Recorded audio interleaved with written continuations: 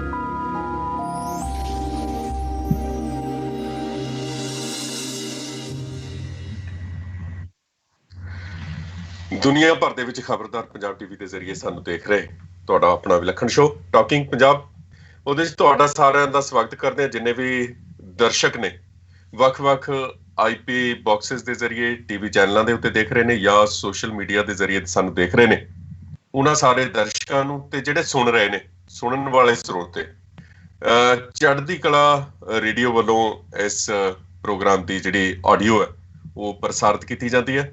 ਸੋ ਉਹਨਾਂ ਸਰੋਤਿਆਂ ਨੂੰ ਵੀ ਮੈਂ ਤਹਿ ਦਿਲੋਂ ਜੀ ਆਇਆਂ ਨੂੰ ਕਹਿਣਾ, ਸਾਰਿਆਂ ਦਾ ਸਵਾਗਤ ਹੈ। ਸਤਿ ਸ੍ਰੀ ਅਕਾਲ, ਵਾਹਿਗੁਰੂ ਜੀ ਕਾ ਖਾਲਸਾ, ਵਾਹਿਗੁਰੂ ਜੀ ਕੀ ਫਤਿਹ। ਵੱਖ-ਵੱਖ ਖਬਰਾਂ ਦੇ ਪੰਨੇ ਪਲਟਦੇ ਆ, ਇੱਕ ਖਬਰ ਜਿਹੜੀ ਪੰਜਾਬ ਦੇ ਵਿੱਚ ਚਰਚਾ ਦੇ ਵਿੱਚ ਬਣੀ ਹੋਈ ਹੈ ਤੇ ਜਿਹੜੀ ਭਾਰਤ ਸਰਕਾਰ ਦੇ ਜਿਹੜੇ ਕਰਿੰਦੇ ਨੇ ਉਹਨਾਂ ਨੂੰ ਥੋੜੀ ਬੇਚੈਨ ਕਰਦੀ ਪ੍ਰਤੀਤ ਹੁੰਦੀ ਹੈ। ਉਹ ਖਬਰ ਹੈ ਅਰਦਾਸ, ਸਿੱਖਾਂ ਦੀ ਅਰਦਾਸ। ਥੋੜਾ ਸਮਾਂ ਪਹਿਲਾਂ ਇਹ ਚਰਚਾ ਵੀ ਚੱਲੀ ਸੀ ਕਿ ਦੋਹਰੇ ਦੇ ਵਿੱਚ ਉਹ ਜਿਹੜੀਆਂ ਪੰਕਤੀਆਂ ਨੇ, ਦਿੱਲੀ ਤਖਤ ਪਰ ਬਹੇਗੀ ਆਪ ਗੁਰੂ ਕੀ ਫੌਜ ਵਾਲੀਆਂ ਪੰਕਤੀਆਂ ਨੇ ਜਿਹੜੀਆਂ, ਉਹਨਾਂ ਨੂੰ ਕਦੋਂ, ਕਿਵੇਂ ਤੇ ਕਿਉਂ ਹਟਾਇਆ ਗਿਆ ਤੇ ਕੀ ਉਹ ਪੰਕਤੀਆਂ ਨੇ ਜਿਹੜੀਆਂ ਉਹ ਤੁਕਾਂ ਨੇ ਉਹਨਾਂ ਨੂੰ ਦੁਬਾਰਾ ਦੋਹਰੇ ਦੇ ਵਿੱਚ ਸ਼ਾਮਲ ਕਰਕੇ ਪੜ੍ਹਿਆ ਜਾਣਾ ਸ਼ੁਰੂ ਕਰਨ ਦੀ ਰਵਾਇਤ ਹੈ ਜਿਹੜੀ ਉਹ ਦੁਬਾਰਾ ਹੋਣੀ ਚਾਹੀਦੀ ਹੈ।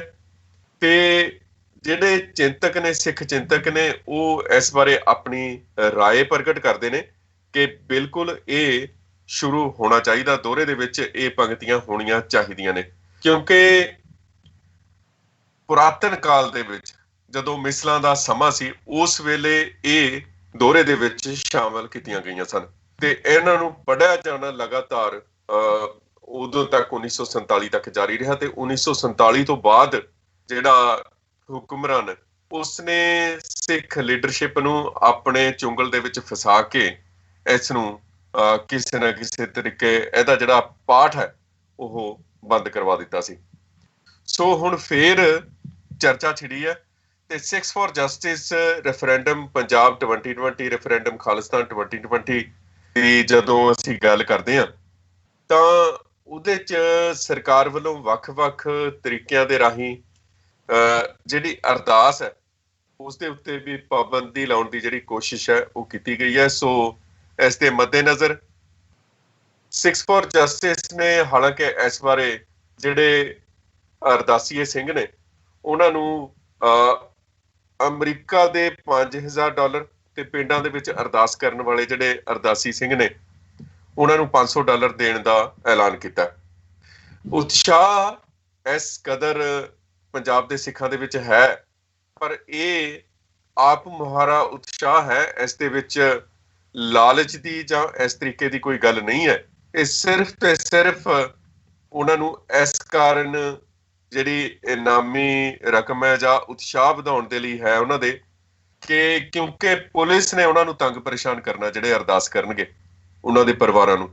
ਸੋ ਆਪਣੇ ਤਰੀਕੇ ਦੇ ਨਾਲ ਅਰਦਾਸ ਤਾਂ ਵੈਸੇ ਖਾਲਿਸਤਾਨ ਦੇ ਲਈ ਰੋਜ਼ ਹੁੰਦੀ ਹੈ, ਪੰਜਾਬ ਦੀ ਆਜ਼ਾਦੀ ਦੇ ਲਈ ਰੋਜ਼ ਹੁੰਦੀ ਹੈ, ਤੇ ਦੋਹਰਾ ਵੀ ਪੜਿਆ ਜਾਂਦਾ, ਰਾਜ ਕਰੇਗਾ ਖਾਲਸਾ ਆਕੀ ਰਹੇ ਨਾ ਕੋਏ।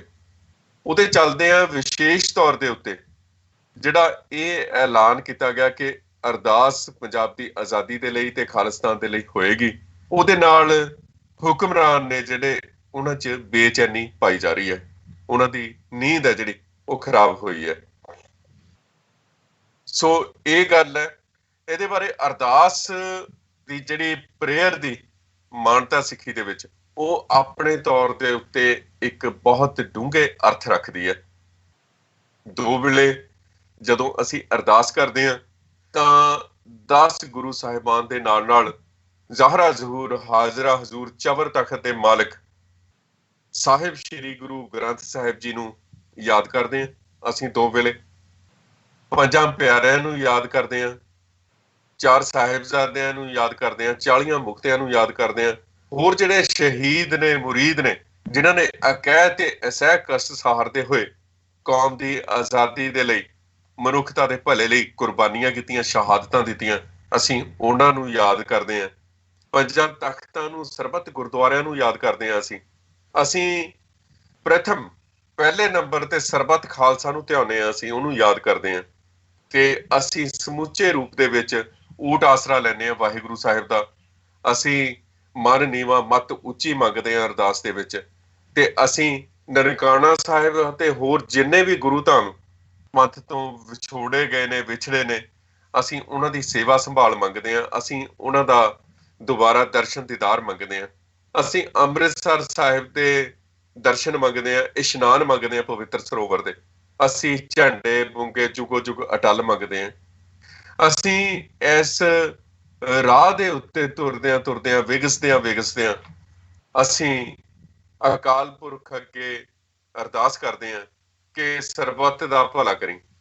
ਸਰਬੱਤ ਦਾ ਭਲਾ ਜਦੋਂ ਅਸੀਂ ਮੰਗਦੇ ਹਾਂ, ਸਾਡੇ ਜ਼ਿਹਨ ਦੇ ਵਿੱਚ ਉਹ ਸਾਰੀਆਂ ਘੱਟ ਗਿਣਤੀਆਂ, ਉਹ ਨਪੀੜੇ ਜਾ ਰਹੇ ਲੋਕ ਦੁਨੀਆ ਦੇ, ਜਿਹੜੇ ਇਸ ਵੇਲੇ ਕਿਸੇ ਨਾ ਕਿਸੇ ਸੰਘਰਸ਼ ਦੇ ਵਿੱਚ ਲੱਗੇ ਹੋਏ ਨੇ, ਜਿਹੜੇ ਆਜ਼ਾਦੀ ਦੀ ਤਾਂਘ ਰੱਖਦੇ ਨੇ, ਉਹਨਾਂ ਦੇ ਭਲੇ ਲਈ ਵੀ ਸਾਡੇ ਹੱਥ ਜੁੜਦੇ ਨੇ। ਅਸੀਂ ਇਸ ਤਰੀਕੇ ਨਾਲ ਪੰਜਾਬ ਦੇ ਵਿੱਚ ਜਿਹੜਾ ਵਸਦਾ ਗੁਰਾਂ ਦੇ ਨਾਮ ਤੇ ਹੈ, ਅਸੀਂ ਉਸ ਪੰਜਾਬ ਦੀ ਰੂਹ ਨੂੰ ਅਸੀਂ ਸੁਰੱਖਿਅਤ ਰੱਖਣ ਦੇ ਲਈ, ਉਸ ਨੂੰ ਅਮਨਮਈ ਢੰਗ ਦੇ ਨਾਲ ਵਿਕਸਣ ਦੇਣ ਦੇ ਲਈ ਅਸੀਂ ਅਰਦਾਸ ਕਰਦੇ ਹਾਂ। ਉਸ ਅਰਦਾਸ ਦੇ ਵਿੱਚ ਖਾਲਸ ਸ਼ਬਦ ਜਿਹੜਾ ਹੈ ਉਹ ਵਿਆਪਕ ਰੂਪ ਦੇ ਵਿੱਚ ਪ੍ਰਗਟ ਹੁੰਦਾ ਹੈ। ਖਾਲਸ ਸ਼ਬਦ ਜਿਹੜਾ ਹੈ ਉਹ ਵਿਆਪਕ ਰੂਪ ਦੇ ਵਿੱਚ ਗੁਰੂ ਦੇ ਚਰਨਾਂ ਦੀ ਧੂੜੀ ਮੰਗਦਾ ਹੈ। ਵਾਹਿਗੁਰੂ ਜੀ ਕਾ ਖਾਲਸਾ, ਤੇ ਉਹਦੀ ਜਦੋਂ ਫਤਿਹ ਅਸੀਂ ਚਿਤਵਦੇ ਹਾਂ ਤਾਂ ਉਹ ਵੀ ਵਾਹਿਗੁਰੂ ਦੀ ਚਿਤਵਦੇ ਹਾਂ। ਤੇ ਇਹ ਫਤਿਹ ਹੋਣੀ ਨਿਸ਼ਚਿਤ ਹੁੰਦੀ ਹੈ ਜਦੋਂ ਅਸੀਂ ਕਹਿ ਦਿੰਦੇ ਹਾਂ ਕਿ ਅਸੀਂ ਵਾਹਿਗੁਰੂ ਦੇ ਹਾਂ। ਤੇ ਉਸੇ ਸ਼ਬਦ ਦੇ ਨਾਲ ਜੁੜਿਆ ਜਦੋਂ ਸ਼ਬਦ ਖਾਲਿਸਤਾਨ ਜਾਂ ਪੰਜਾਬ ਦੀ ਆਜ਼ਾਦੀ ਜਿਹੜੀ ਹੈ ਉਹ ਅਗਾਂਹ ਤੁਰ ਕੇ ਵਿਗਸ ਕੇ ਖਾਲਿਸਤਾਨ ਦੇ ਰੂਪ ਦੇ ਵਿੱਚ ਵਿਦਮਾਨ ਹੁੰਦੀ ਹੈ, ਤਾਂ ਇਹ ਆਪਣੇ ਆਪ ਦੇ ਵਿੱਚ ਇਹਦੇ ਬਾਰੇ ਜਦੋਂ ਅਰਦਾਸ ਕਰਨ ਦਾ ਐਲਾਨ ਹੁੰਦਾ, ਪੰਜਾਬ ਸ੍ਰੀ ਅਕਾਲ ਤਖਤ ਸਾਹਿਬ ਅਤੇ ਹੋਰ ਸਮੂਹ ਗੁਰਦੁਆਰਿਆਂ ਦੇ ਵਿੱਚ ਅਰਦਾਸ ਕਰਨ ਦਾ ਐਲਾਨ ਹੁੰਦਾ, ਤਾਂ ਨਿਰਸੰਦੇਹ ਇਹਦੇ ਲਈ ਜਿਹੜਾ ਦਿੱਲੀ ਤਖਤ ਹੈ, ਦਿੱਲੀ ਦੀ ਸਰਕਾਰ ਹੈ ਜਾਂ ਹੁਕਮਰਾਨ ਹੈ, ਉਹਨਾਂ ਨੂੰ ਕਿਤੇ ਨਾ ਕਿਤੇ ਇਸ ਨੂੰ ਉਹਨਾਂ ਨੂੰ ਸਮੱਸਿਆ ਖੜੀ ਹੁੰਦੀ ਹੈ, ਉਹਨਾਂ ਨੂੰ ਕਟੋਚਦੀ ਹੈ ਇਹ ਗੱਲ, ਉਹਨਾਂ ਨੂੰ ਖੜਕਦੀ ਹੈ ਇਹ ਗੱਲ ਕਿਤੇ ਨਾ ਕਿਤੇ। ਤੇ ਇਹ ਇਸ ਕਾਰਨ ਹੈ ਕਿਉਂਕਿ ਅਸੀਂ ਜਿਵੇਂ ਪਿਛਲੇ ਸਮੇਂ ਦੇ ਵਿੱਚ ਪ੍ਰੋਗਰਾਮ ਜਿੰਨੇ ਵੀ ਕੀਤੇ ਨੇ, ਉਹਨਾਂ ਦੇ ਵਿੱਚ ਅਸੀਂ ਦੱਸਣ ਦੀ ਕੋਸ਼ਿਸ਼ ਕੀਤੀ ਹੈ ਕਿ ਖਾਲਸਾ ਰਾਜ ਜ਼ਰੂਰੀ ਕਿਉਂ ਹੈ, ਪੰਜਾਬ ਦੀ ਆਜ਼ਾਦੀ ਜ਼ਰੂਰੀ ਕਿਉਂ ਹੈ, ਪੰਜਾਬ ਇੱਕ ਵੱਖਰਾ ਮੁਲਕ ਕਿਵੇਂ ਹੈ। ਕਾਨੂੰਨੀ ਤੌਰ ਦੇ ਉੱਤੇ, ਨੈਤਿਕ ਆਧਾਰ ਦੇ ਉੱਤੇ ਜੇ ਅਸੀਂ ਨਿਰਖ ਪਰਖ ਕਰੀਏ ਤਾਂ ਇਹ ਦੁਨੀਆ ਦਾ ਇਸ ਵੇਲੇ ਦਾ ਸਭ ਤੋਂ ਵਾਜਿਬ ਕੇਸ ਬਣਦਾ। ਭਾਵੇਂ ਸੰਯੁਕਤ ਰਾਸ਼ਟਰ ਦੇ ਚਾਰਟਰ ਦੇ ਮੁਤਾਬਕ ਅਸੀਂ ਇਸ ਦੀ ਨਿਰਖ ਪਰਖ ਕਰ ਲਈਏ, ਭਾਵੇਂ ਅਸੀਂ ਆਪਣੇ ਤੌਰ ਦੇ ਉੱਤੇ ਅਸੀਂ ਵਕੀਲਾਂ ਦੇ ਕਿਸੇ ਸਮੂਹ ਦੇ ਜ਼ਰੀਏ ਇਸ ਦੀ ਨਿਰਖ ਪਰਖ ਕਰ ਲਈਏ, ਇਹ ਇੱਕ ਵਾਜਬ ਕੇਸ ਬਣਦਾ ਹੈ। ਦੁਨੀਆ ਦਾ ਇੱਕੋ ਇੱਕ ਵਾਜਬ ਕੇਸ ਆ ਜਿਹੜਾ ਇਸ ਵੇਲੇ ਪੰਜਾਬ ਮੁਲਕ ਨਾਲ, ਪੰਜਾਬ ਦੀ ਆਜ਼ਾਦੀ ਦੇ ਨਾਲ ਸੰਬੰਧਿਤ ਹੈ। ਸੋ ਅਰਦਾਸ ਦਾ ਜਿਹੜਾ ਮਾਮਲਾ ਹੈ ਇਸ ਵੇਲੇ ਭਾਰਤ ਸਰਕਾਰ ਪਰੇਸ਼ਾਨ ਆ। ਇਹ ਇੱਕ ਸਾਡਾ ਧਾਰਮਿਕ ਤੇ ਰਾਜਨੀਤਿਕ ਸੰਕਲਪ ਹੈ ਅਰਦਾਸ। ਇਸ ਦੇ ਬਾਰੇ ਹਾਲਾਂਕਿ ਹੁਣ ਤੱਕ ਨਾ ਤਾਂ ਮੁਗਲਾਂ ਨੂੰ ਕੋਈ ਇਤਰਾਜ਼ ਰਿਹਾ, ਨਾ ਅੰਗਰੇਜ਼ਾਂ ਨੂੰ ਕੋਈ ਇਤਰਾਜ਼ ਰਿਹਾ, ਤੇ ਇਹ ਬ੍ਰਾਹਮਣਵਾਦੀ ਜਿਹੜੀ ਸਰਕਾਰ ਹੈ ਭਾਰਤ ਦੇ ਵਿੱਚ ਇਸ ਵੇਲੇ ਹੁਕਮਰਾਨ ਹੈ ਨੇ, ਉਹਨਾਂ ਨੂੰ ਅਰਦਾਸ ਤੋਂ ਵੀ, ਸਾਡੇ ਗੁਰੂ ਘਰਾਂ ਦੇ ਵਿੱਚ ਜਾ ਕੇ ਨਤਮਸਤਕ ਹੋਣ ਤੋਂ ਵੀ, ਮੱਥਾ ਟੇਕਣ ਤੋਂ ਵੀ, ਤੇ ਸਾਡੇ ਗੁਰੂ ਘਰਾਂ ਦੇ ਵਿੱਚ ਲੰਗਰ ਵਰਤਾਉਣ ਤੇ ਹੋਰ ਜਿਹੜੀਆਂ ਸਾਡੀਆਂ ਰੋਜ਼ਮਰਾ ਦੀਆਂ ਸਰਗਰਮੀਆਂ ਨੇ, ਉਹਨਾਂ ਨੂੰ ਜਦੋਂ ਅਸੀਂ ਨਿਭਾਉਂਦੇ ਹਾਂ ਤਾਂ ਦਿੱਲੀ ਦੀ ਸਰਕਾਰ ਨੂੰ ਇਹਦੇ ਤੋਂ ਸਮੱਸਿਆ ਖੜੀ ਹੁੰਦੀ ਹੈ। ਕਿਉਂ ਹੈ? ਕਿਉਂਕਿ ਇਹਦੇ ਵਿੱਚ ਹਮੇਸ਼ਾ ਹੀ ਇੱਕ ਸਰਵਉੱਚ ਰੂਹਾਨੀ ਪਹੁੰਚ ਦਿਖਾਈ ਦਿੰਦੀ ਹੈ, ਜਿਹੜੀ ਸਿਰਫ ਪੰਜਾਬ ਤੱਕ ਹੀ ਨਹੀਂ ਸੀਮਤ, ਸਗੋਂ ਸਮੁੱਚੇ ਭਾਰਤ ਨੂੰ ਆਪਣੀ ਲਪੇਟ ਦੇ ਵਿੱਚ ਲੈਂਦਿਆਂ ਦਿੱਲੀ ਤਖਤ ਪਰ ਬਹੇਗੀ ਆਪ ਗੁਰੂ ਕੀ ਫੌਜ, ਉੱਥੋਂ ਤੱਕ ਲੈ ਜਾਂਦੀ ਹੈ, ਤੇ ਇਹ ਵਰਤਾਰਾ ਸਰਬ ਵਿਆਪਕ ਹੋ ਜਾਂਦਾ ਹੈ। ਸੋ ਇਸ ਕਾਰਨ ਅਰਦਾਸ ਜਿਹੜੀ ਹੈ ਉਹ ਇਸ ਵੇਲੇ ਚਰਚਾ ਦਾ ਵਿਸ਼ਾ ਬਣੀ ਹੋਈ ਹੈ। ਅਰਦਾਸ ਕਰਨ ਤੋਂ ਸਿੱਖ ਨੂੰ ਕੋਈ ਨਹੀਂ ਰੋਕ ਸਕਦਾ। ਅਰਦਾਸ ਇੱਕ ਤਰਲਾ ਹੁੰਦਾ, ਅਰਦਾਸ ਇੱਕ ਹੂਕ ਹੁੰਦੀ ਹੈ ਸਿੱਖ ਦੀ, ਇੱਕ ਬੇਨਤੀ ਹੁੰਦੀ ਹੈ, ਤੇ ਉਹ ਬੇਨਤੀ, ਉਹ ਤਰਲਾ, ਉਹ ਹੂਕ ਸੱਚੇ ਪਾਤਸ਼ਾਹ ਅਕਾਲ ਪੁਰਖ ਵਾਹਿਗੁਰੂ ਅੱਗੇ ਅਸੀਂ ਕਿਸੇ ਵੀ ਰੂਪ ਦੇ ਵਿੱਚ ਕਰ ਸਕਦੇ ਹਾਂ। ਜੇ ਅੱਜ ਕੋਈ ਅਰਦਾਸ ਤੇ ਪਾਬੰਦੀ ਲਗਾਉਂਦੀ ਹੈ ਸਰਕਾਰ, ਤਾਂ ਨਿਰਸੰਦੇਹ ਇਹ ਜਿਹੜੇ ਸਿੱਖ ਅਰਦਾਸ ਤੋਂ ਦੂਰ ਰਹੇ ਨੇ ਹੁਣ ਤੱਕ, ਜਾਂ ਕਿਸੇ ਨਾ ਕਿਸੇ ਤਰੀਕੇ ਦੂਰ ਹੋ ਗਏ ਨੇ, ਉਹ ਸਿੱਖ ਵੀ ਆਪਣੇ ਆਪ ਦੇ ਤੌਰ ਦੇ ਉੱਤੇ ਅਰਦਾਸ ਨਾਲ ਦੁਬਾਰਾ ਜੁੜ ਜਾਣਗੇ। ਇਹ ਇੱਕ ਪ੍ਰਕਿਰਿਆ ਦੇ ਵਿੱਚ ਗੱਲ ਪੈ ਜਾਣੀ ਹੈ, ਫਿਰ ਇਹ ਲਹਿਰ ਬਣ ਜਾਣੀ ਹੈ ਅਰਦਾਸ ਦੀ। ਸੋ ਬਹੁਤ ਇਸ ਦੇ ਬਾਰੇ ਪੰਜਾਬ ਦੇ ਵਿੱਚ ਜਿੰਨੀਆਂ ਵੀ ਸਰਗਰਮੀਆਂ ਹੋਣਗੀਆਂ ਉਹਦੇ ਬਾਰੇ ਅਸੀਂ ਸਮੇਂ-ਸਮੇਂ ਦੇ ਉੱਤੇ ਤੁਹਾਨੂੰ ਦੱਸਦੇ ਰਹਾਂਗੇ। ਤੇ ਹੁਣ ਗੱਲ ਕਰਦੇ ਹਾਂ ਖਾਲਸਾ ਰਾਜ ਦੀ ਜਿਹੜੀ ਵਿਆਪਕ ਪੱਧਰ ਦੇ ਉੱਤੇ ਗੱਲਬਾਤ ਹੋ ਰਹੀ ਹੈ ਦੁਨੀਆ ਭਰ ਦੇ ਵਿੱਚ, ਉਹਦੀ ਚਰਚਾ ਕਰਾਂਗੇ ਕਿ ਪੰਜਾਬ ਦੀ ਆਜ਼ਾਦੀ ਰੈਫਰੈਂਡਮ 2020 ਵੱਖ-ਵੱਖ ਜਿਹੜੇ ਪੱਤਰਕਾਰ ਨੇ ਦੁਨੀਆ ਦੇ, ਉਹਨਾਂ ਵੱਲੋਂ ਇਸ ਦਾ ਨੋਟਿਸ ਲਿਆ ਗਿਆ ਤੇ ਇਹਦੇ ਉੱਤੇ ਵਿਚਾਰ ਚਰਚਾ ਕੀਤੀ ਗਈ ਹੈ। ਸੋ ਇਹ ਇਸ ਕਰਕੇ ਛੋਟੀ ਗੱਲ ਨਹੀਂ ਹੈ। ਪੰਜਾਬ ਦੇ ਵਿੱਚ ਬਹੁਤ ਲਹਿਰਾਂ ਚੱਲੀਆਂ ਪਿਛਲੇ ਸਮੇਂ ਦੇ ਵਿੱਚ, ਪਿਛਲੇ ਅਸੀਂ 10-15 ਸਾਲਾਂ ਨੂੰ ਹੀ ਲੈ ਲਈਏ ਭਾਵੇਂ, ਉਹਨਾਂ ਲਹਿਰਾਂ ਦਾ ਜ਼ਿਕਰ ਪੰਜਾਬ ਦੇ ਵਿੱਚ ਭਾਰਤ ਦੇ ਮੀਡੀਆ ਦੇ ਵਿੱਚ ਤਾਂ ਹੋਇਆ, ਸਿੱਖ ਸੋਸ਼ਲ ਮੀਡੀਆ ਤੇ ਤਾਂ ਹੋਇਆ, ਪਰ ਕੌਮਾਂਤਰੀ ਪੱਧਰ ਦੇ ਉੱਤੇ ਜਿਹੜੀ ਚਰਚਾ ਰੈਫਰੈਂਡਮ 2020 ਨੇ ਛੇੜੀ ਹੈ, ਮੈਨੂੰ ਲੱਗਦਾ ਉਹ ਆਪਣੇ ਆਪ ਦੇ ਵਿੱਚ ਨਵੇਕਲੀ ਹੈ। ਇਹਦੇ ਬਾਰੇ ਪਾਕਿਸਤਾਨ ਦੇ ਮਸ਼ਹੂਰ ਪੱਤਰਕਾਰ ਨੇ, ਪ੍ਰਸਿੱਧ ਪੱਤਰਕਾਰ ਨੇ, ਜਿਵੇਂ ਅੱਜ ਕੱਲ ਹਰ ਕੋਈ ਪੱਤਰਕਾਰ ਬਣਿਆ ਫਿਰਦਾ, ਇਸ ਤਰੀਕੇ ਦੇ ਪੱਤਰਕਾਰ ਨਹੀਂ ਨੇ। ਉਹ ਚੋਟੀ ਦੇ ਪੱਤਰਕਾਰ ਨੇ, ਬਹੁਤ ਸਾਰੇ ਅਖਬਾਰਾਂ ਦੇ ਲਈ ਲਿਖਦੇ ਨੇ ਤੇ ਬਹੁਤ ਸਾਰੇ ਟੀਵੀ ਚੈਨਲਾਂ ਦੇ ਲਈ ਉਹਨਾਂ ਨੂੰ ਇੰਟਰਵਿਊ ਕੀਤਾ ਗਿਆ। ਉਹਨਾਂ ਦਾ ਨਾਮ ਹੈ ਹਸਨ ਨਾਸਿਰ ਹੋਰਾਂ ਦੇ ਨਾਲ ਅਸੀਂ ਗੱਲਬਾਤ ਕਰਨੀ ਸੀ, ਪਰ ਕੁਝ ਤਕਨੀਕੀ ਕਾਰਨਾਂ ਕਰਕੇ ਉਹਨਾਂ ਦੇ ਨਾਲ ਅਸੀਂ ਰਾਬਤਾ ਕਾਇਮ ਨਹੀਂ ਕਰ ਸਕੇ। ਪਰ ਉਹਨਾਂ ਦਾ ਇੱਕ ਵੀਡੀਓ ਹੈ, ਉਹਨਾਂ ਦੇ ਵਿਚਾਰ ਨੇ ਉਸ ਵੀਡੀਓ ਦੇ ਵਿੱਚ, ਪਹਿਲਾਂ ਉਹ ਅਸੀਂ ਸੁਣਾਂਗੇ। ਉਹ ਵੀਡੀਓ ਦੇ ਵਿੱਚ 2020 ਰੈਫਰੈਂਡਮ ਅਤੇ 6 ਫॉर ਜਸਟਿਸ ਵੱਲੋਂ ਜਿਹੜੀ ਲਹਿਰ ਚਲਾਈ ਗਈ ਹੈ ਕਾਮਯਾਬੀ ਦੇ ਨਾਲ, ਤੇ ਉਹਦੇ ਨਤੀਜੇ ਵਜੋਂ ਭਾਰਤ ਸਰਕਾਰ ਨੇ 40 ਤੋਂ ਵੱਧ ਵੈਬਸਾਈਟਾਂ ਦੇ ਉੱਤੇ ਪਾਬੰਦੀ ਲਾਈ ਹੈ, ਬੈਨ ਲਗਾਇਆ। ਉਹਦਾ ਜ਼ਿਕਰ ਕਰਦੇ ਹੋਏ ਉਹਨਾਂ ਨੇ ਦੱਸਿਆ ਕਿ ਭਾਰਤ ਟੁਕੜੇ ਹੋਣ ਵੱਲ ਵੱਧ ਰਿਹਾ ਤੇ ਪੰਜਾਬ ਨੂੰ ਹਰ ਹਿੱਲੇ ਆਜ਼ਾਦੀ ਮਿਲੇਗੀ। ਉਹਨਾਂ ਨੇ ਆਪਣੇ ਸ਼ਬਦਾਂ ਵਿੱਚ ਗੱਲ ਕੀਤੀ ਹੈ ਉਰਦੂ 'ਚ, ਤੇ ਆਓ ਸੁਣਦੇ ਹਾਂ ਉਹਨਾਂ ਨੇ ਕੀ ਕਿਹਾ। अस्सलाम वालेकुम व्यूअर्स, یہ ایک خبر بھیجی چند دوستوں نے. میں نے ریکویسٹ کی تھی کہ اگر تھوڑا ویئر اباؤٹس وغیرہ شہر کا نام کو اس طرح کا اگر پتہ چل جائے تو حوالہ دیا جا سکتا ہے. تو جو انہوں نے مجھے بھیجی ہے خبر، وہ میں اس کی 2-3 سرخیاں آپ کو پڑھ دیتا ہوں. آزادی کا ووٹ رکوانے کے لیے مودی سرکار نے سکھوں کی 40 ویب سائٹس بند کرا دیں. بند کروائی جانے والی ویب سائٹس آزادی پسند سکھوں کی پرامن تحریک سکھ فار جسٹس، یہ جو بھیجا گیا ہے میں وہ پڑھ رہا ہوں، کہ ریفرینڈم کی حامی ہے. اس کی تیسری ضمنی کہہ لیں، سرخی کہہ لیں، مسلمانوں کے بعد سکھ بھارت کی دوسری بڑی اقلیت ہیں. اس سے پہلے 9 رہنماؤں کو دہشت گرد قرار دیا گیا تھا. ابھی ریسنٹلی میں نے اپنے کالم میں ہینری کیسنجر صاحب کو کوٹ کیا ہے، اور اس میں انہوں نے 6 ملکوں کے نام اپنی کتاب میں لکھے تھے کہ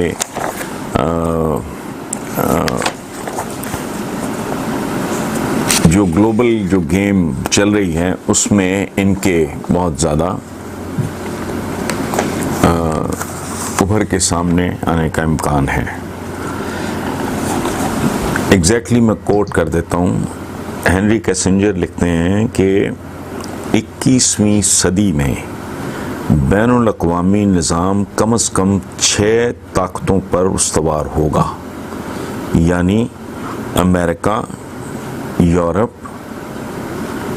چین، جاپان، رشیا. اور وہ لکھتے ہیں اور ممکن ہے کہ ہندوستان بھی اس فہرست میں شامل ہو. یہ ہینری کیسنجر کو میں کوٹ کر رہا ہوں، کتاب ظاہر ہے پرانی ہے. اچھا، ایک اور لائن آخری کیسنجر صاحب کی یہ ہے کہ درمیانے درجے کے چھوٹے ممالک اس کے علاوہ ہیں. اب میں نے اس میں صرف 2 سطریں ایڈ کی ہیں کہ باقی سب کچھ تو جو ہینری کیسنجر نے لکھا وہ تو صاف دکھائی دے رہا ہے. Lot of things are in the پائپ لائن، پہلے بھی تھیں، اب ان کی شکلیں مزید واضح ہو گئی ہیں، خاص طور پہ چائنا بہت، ایون رشیا کا جو دوبارہ نشاط ثانیہ کہہ لیں، اس کو ریوائول کہہ لیں، یا جو بھی کہہ لیں. البتہ ہندوستان کا میں نے یہ ایڈ کیا ہے، ممکن بالکل ناممکن دکھائی دے رہا ہے. اچھا، اس کی وجہ کیا ہے؟ اس کی وجہ ہے جو میں نے آپ کو کہ آزادی کا ووٹ رکوانے کے لیے مودی سرکار نے سکھوں کی 40 ویب سائٹس بند کرا دیں. جو کشمیر میں ہو رہا ہے، ایک ڈیفینیٹلی فیکٹر یہ ہے کہ وہ مسلمان ہیں، لیکن میں سکھ تو نہیں ہوں.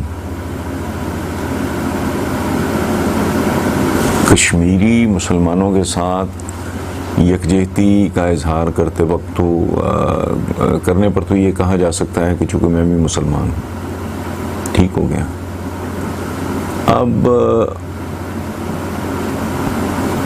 اگر میں سکھوں کے ساتھ اظہار یکجہتی کر رہا ہوں تو میں سکھ ہوں، ایسا نہیں ہے. گزارش صرف اتنی ہے کہ مجھے دکھ ہوتی ہے، دکھ ہوتا ہے اس بات پہ، بہت تکلیف ہوتی ہے.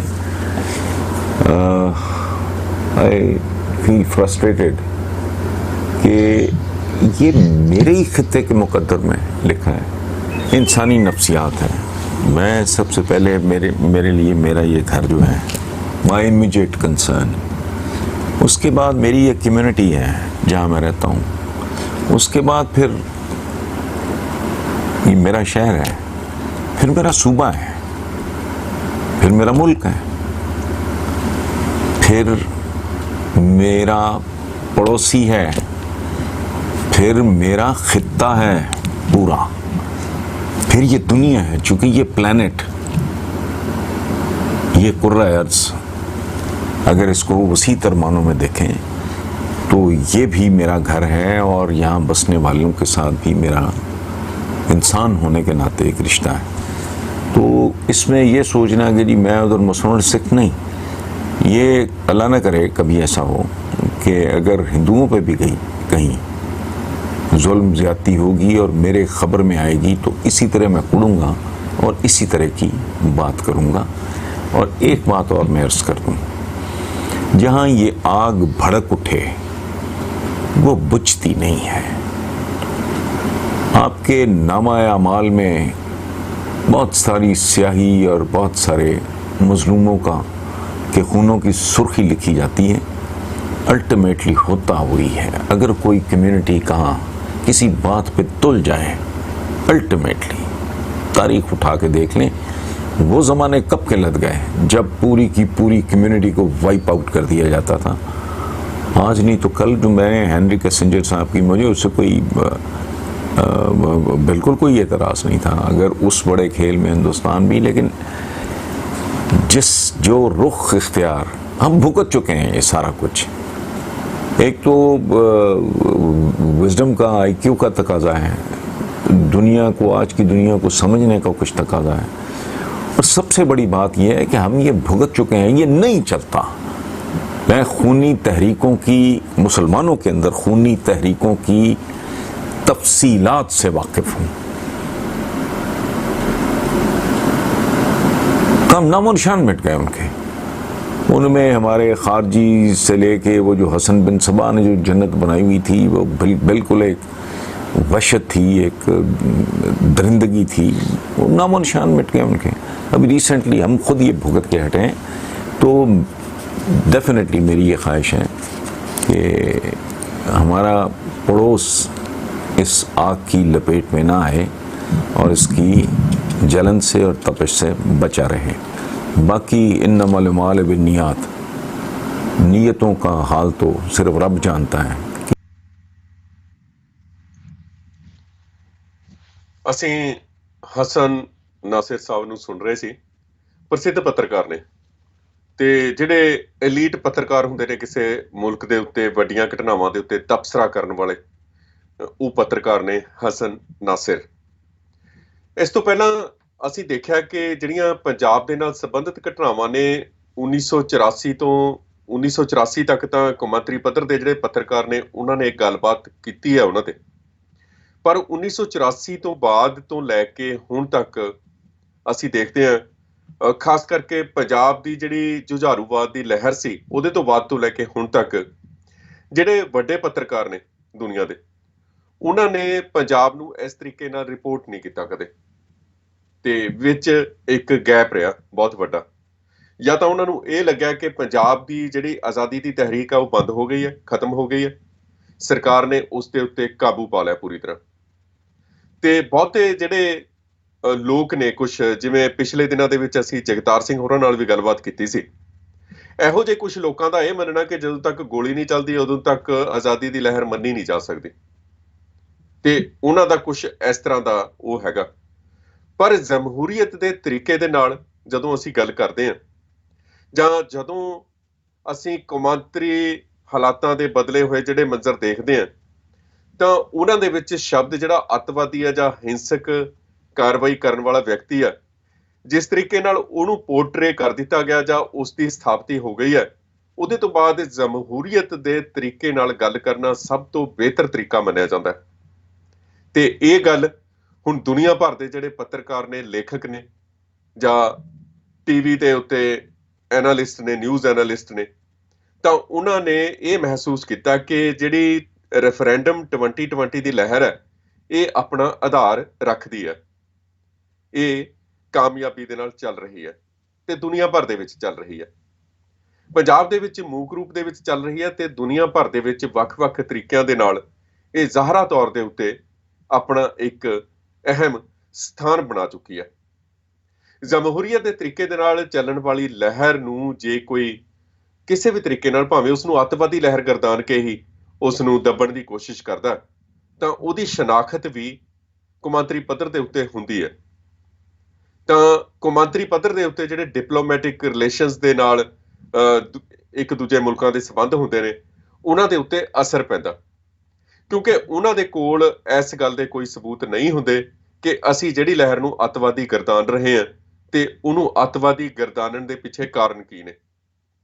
ਇਹ ਗੱਲ ਹਸਨ ਨਾਸਿਰ ਹੋਣਾ ਦੀ ਜਿਹੜੀ ਗੱਲਬਾਤ ਹੈਗੀ ਹੈ, ਉਹਦੇ ਚੋਂ ਪ੍ਰਤੱਖ ਰੂਪ ਦੇ ਵਿੱਚ ਪ੍ਰਗਟ ਹੁੰਦੀ ਹੈ। ਇਸ ਤੋਂ ਪਹਿਲਾਂ ਅਸੀਂ ਦੇਖਦੇ ਹਾਂ ਕਿ ਮੁਨੱਵਰ ਸਾਬਿਰ, ਇਸ਼ਤਿਆਕ ਖਾਨ ਅਤੇ ਹੋਰ ਇੱਕ ਨੇਪਾਲ ਦੇ ਕਮਿਊਨਿਸਟ ਪੱਤਰਕਾਰ ਸਨ ਉਹ, ਤੇ ਇੱਕ ਰੂਸ ਦੇ ਪੱਤਰਕਾਰ ਸਨ। ਉਹਨਾਂ ਵੱਲੋਂ ਵੱਡੇ ਪੱਧਰ ਦੇ ਉੱਤੇ ਰੈਫਰੈਂਡਮ 2020 ਬਾਰੇ ਗੱਲਬਾਤ ਕੀਤੀ ਗਈ, ਰਿਪੋਰਟ ਕੀਤਾ ਗਿਆ। ਉਹਨਾਂ ਦੀ ਰਿਪੋਰਟਿੰਗ ਤੋਂ ਇਹ ਗੱਲ ਸਪਸ਼ਟ ਹੋ ਜਾਂਦੀ ਹੈ ਕਿ ਜਮਹੂਰੀਅਤ ਦੇ ਤਰੀਕੇ ਨਾਲ ਵੀ ਆਜ਼ਾਦੀ ਹਾਸਲ ਕੀਤੀ ਜਾ ਸਕਦੀ ਹੈ, ਬਿਨਾਂ ਗੋਲੀ ਚਲਾਏ, ਬਿਨਾਂ ਕਿਸੇ ਨੂੰ ਹਿੱਟ ਕੀਤਿਆਂ, ਬਿਨਾਂ ਕਿਸੇ ਨੂੰ ਗਾਲ ਕੱਢਿਆ। ਇਹ ਆਜ਼ਾਦੀ ਹਾਸਲ ਕੀਤੀ ਜਾ ਸਕਦੀ ਹੈ ਜੇ ਅਸੀਂ ਇਸ ਨੂੰ ਸਮੂਹ ਦੇ ਰੂਪ ਦੇ ਵਿੱਚ ਇਕੱਠੇ ਹੋ ਕੇ, ਜਿਵੇਂ ਹੁਣ ਇਸ ਵੇਲੇ ਲਹਿਰ ਬਣੀ ਹੈ, ਇਸ ਤਰੀਕੇ ਨਾਲ ਅਸੀਂ ਗੱਲ ਕਰੀਏ। ਤਾਂ ਇਹਦੇ 'ਚ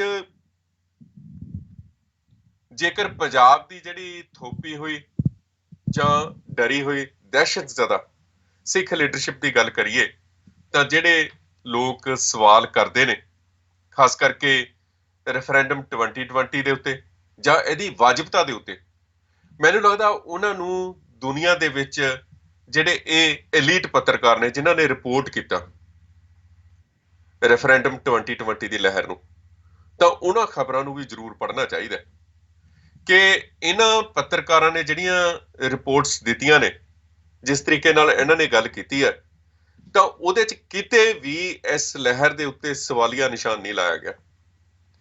ਕਿਤੇ ਵੀ ਇਸ ਲਹਿਰ ਦੇ ਨਾਲ ਸੰਬੰਧਿਤ ਸਵਾਲ ਨਹੀਂ ਕੀਤੇ ਗਏ ਕਿ ਇਹ ਕਿਵੇਂ ਹੋਏਗਾ।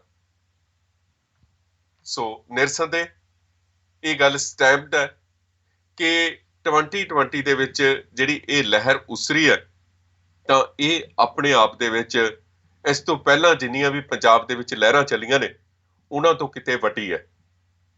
ਤੇ ਇਹਦਾ ਜਿਹੜਾ ਘੇਰਾ ਕੌਮਾਂਤਰੀ ਪੱਧਰ ਦਾ, ਠੀਕ ਹੈ ਕਿ ਅਸੀਂ ਪੰਜਾਬ ਦੇ ਵਿੱਚ ਹੋਰ ਜਿਹੜੀਆਂ ਸਥਾਨਕ ਪੱਧਰ ਦੀਆਂ ਲਹਿਰਾਂ ਨੇ, ਉਹ ਰਿਐਕਸ਼ਨ ਦੇ ਤੌਰ ਦੇ ਉੱਤੇ ਹੋਈਆਂ ਨੇ। ਇਹ ਕਿਸੇ ਵੀ ਗੱਲ ਦਾ ਰਿਐਕਸ਼ਨ ਨਹੀਂ ਹੈ 2020 ਲਹਿਰ। ਇਹ ਇੱਕ ਸਰਬ ਵਿਆਪਕ ਪੰਜਾਬ ਦੇ ਸਿੱਖਾਂ ਦੀ ਜਿਹੜੀ ਮੈਂ ਕਹਾਂਗਾ ਕਿ ਸੰਜੀਵਨੀ ਬੂਟੀ ਹੈ, ਉਹਨਾਂ ਦੇ ਲਈ ਇੱਕੋ ਇੱਕ ਹੱਲ ਹੈ, ਸਰਬ ਵਿਆਪਕ ਹੱਲ ਹੈ, ਪੰਜਾਬ ਦੀ ਆਜ਼ਾਦੀ।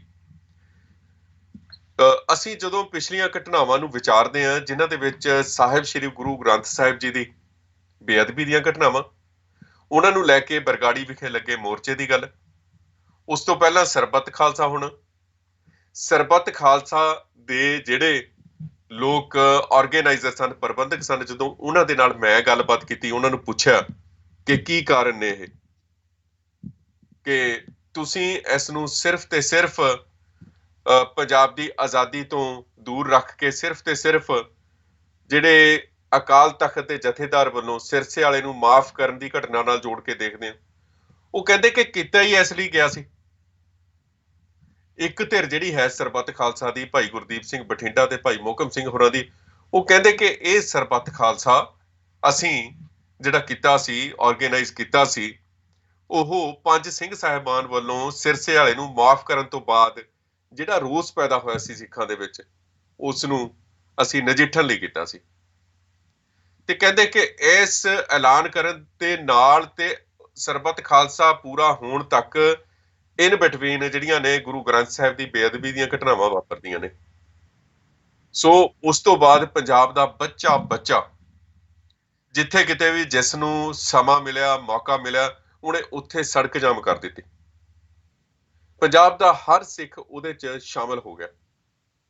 ਸੋ ਇਹ ਅਸੀਂ ਦੇਖਦੇ ਹਾਂ ਕਿ ਬਾਅਦ ਦੇ ਵਿੱਚ, ਠੀਕ ਹੈ, ਸਿਮਰਨਜੀਤ ਸਿੰਘ ਮਾਨ ਹੋਰਾਂ ਨੇ ਇਹ ਗੱਲ ਕੀਤੀ ਕਿ ਇਹ ਸਰਬੱਤ ਖਾਲਸਾ ਖਾਲਿਸਤਾਨ ਲਈ ਕੀਤਾ ਗਿਆ ਸੀ। ਉਹ ਡਿਫਰੈਂਸ ਹੋ ਗਿਆ, ਦੋਵਾਂ ਧਿਰਾਂ ਦੇ ਵਿੱਚ ਫਰਕ ਪੈ ਗਿਆ, ਇਹ ਨਹੀਂ ਸੀ ਪੈਣਾ ਚਾਹੀਦਾ।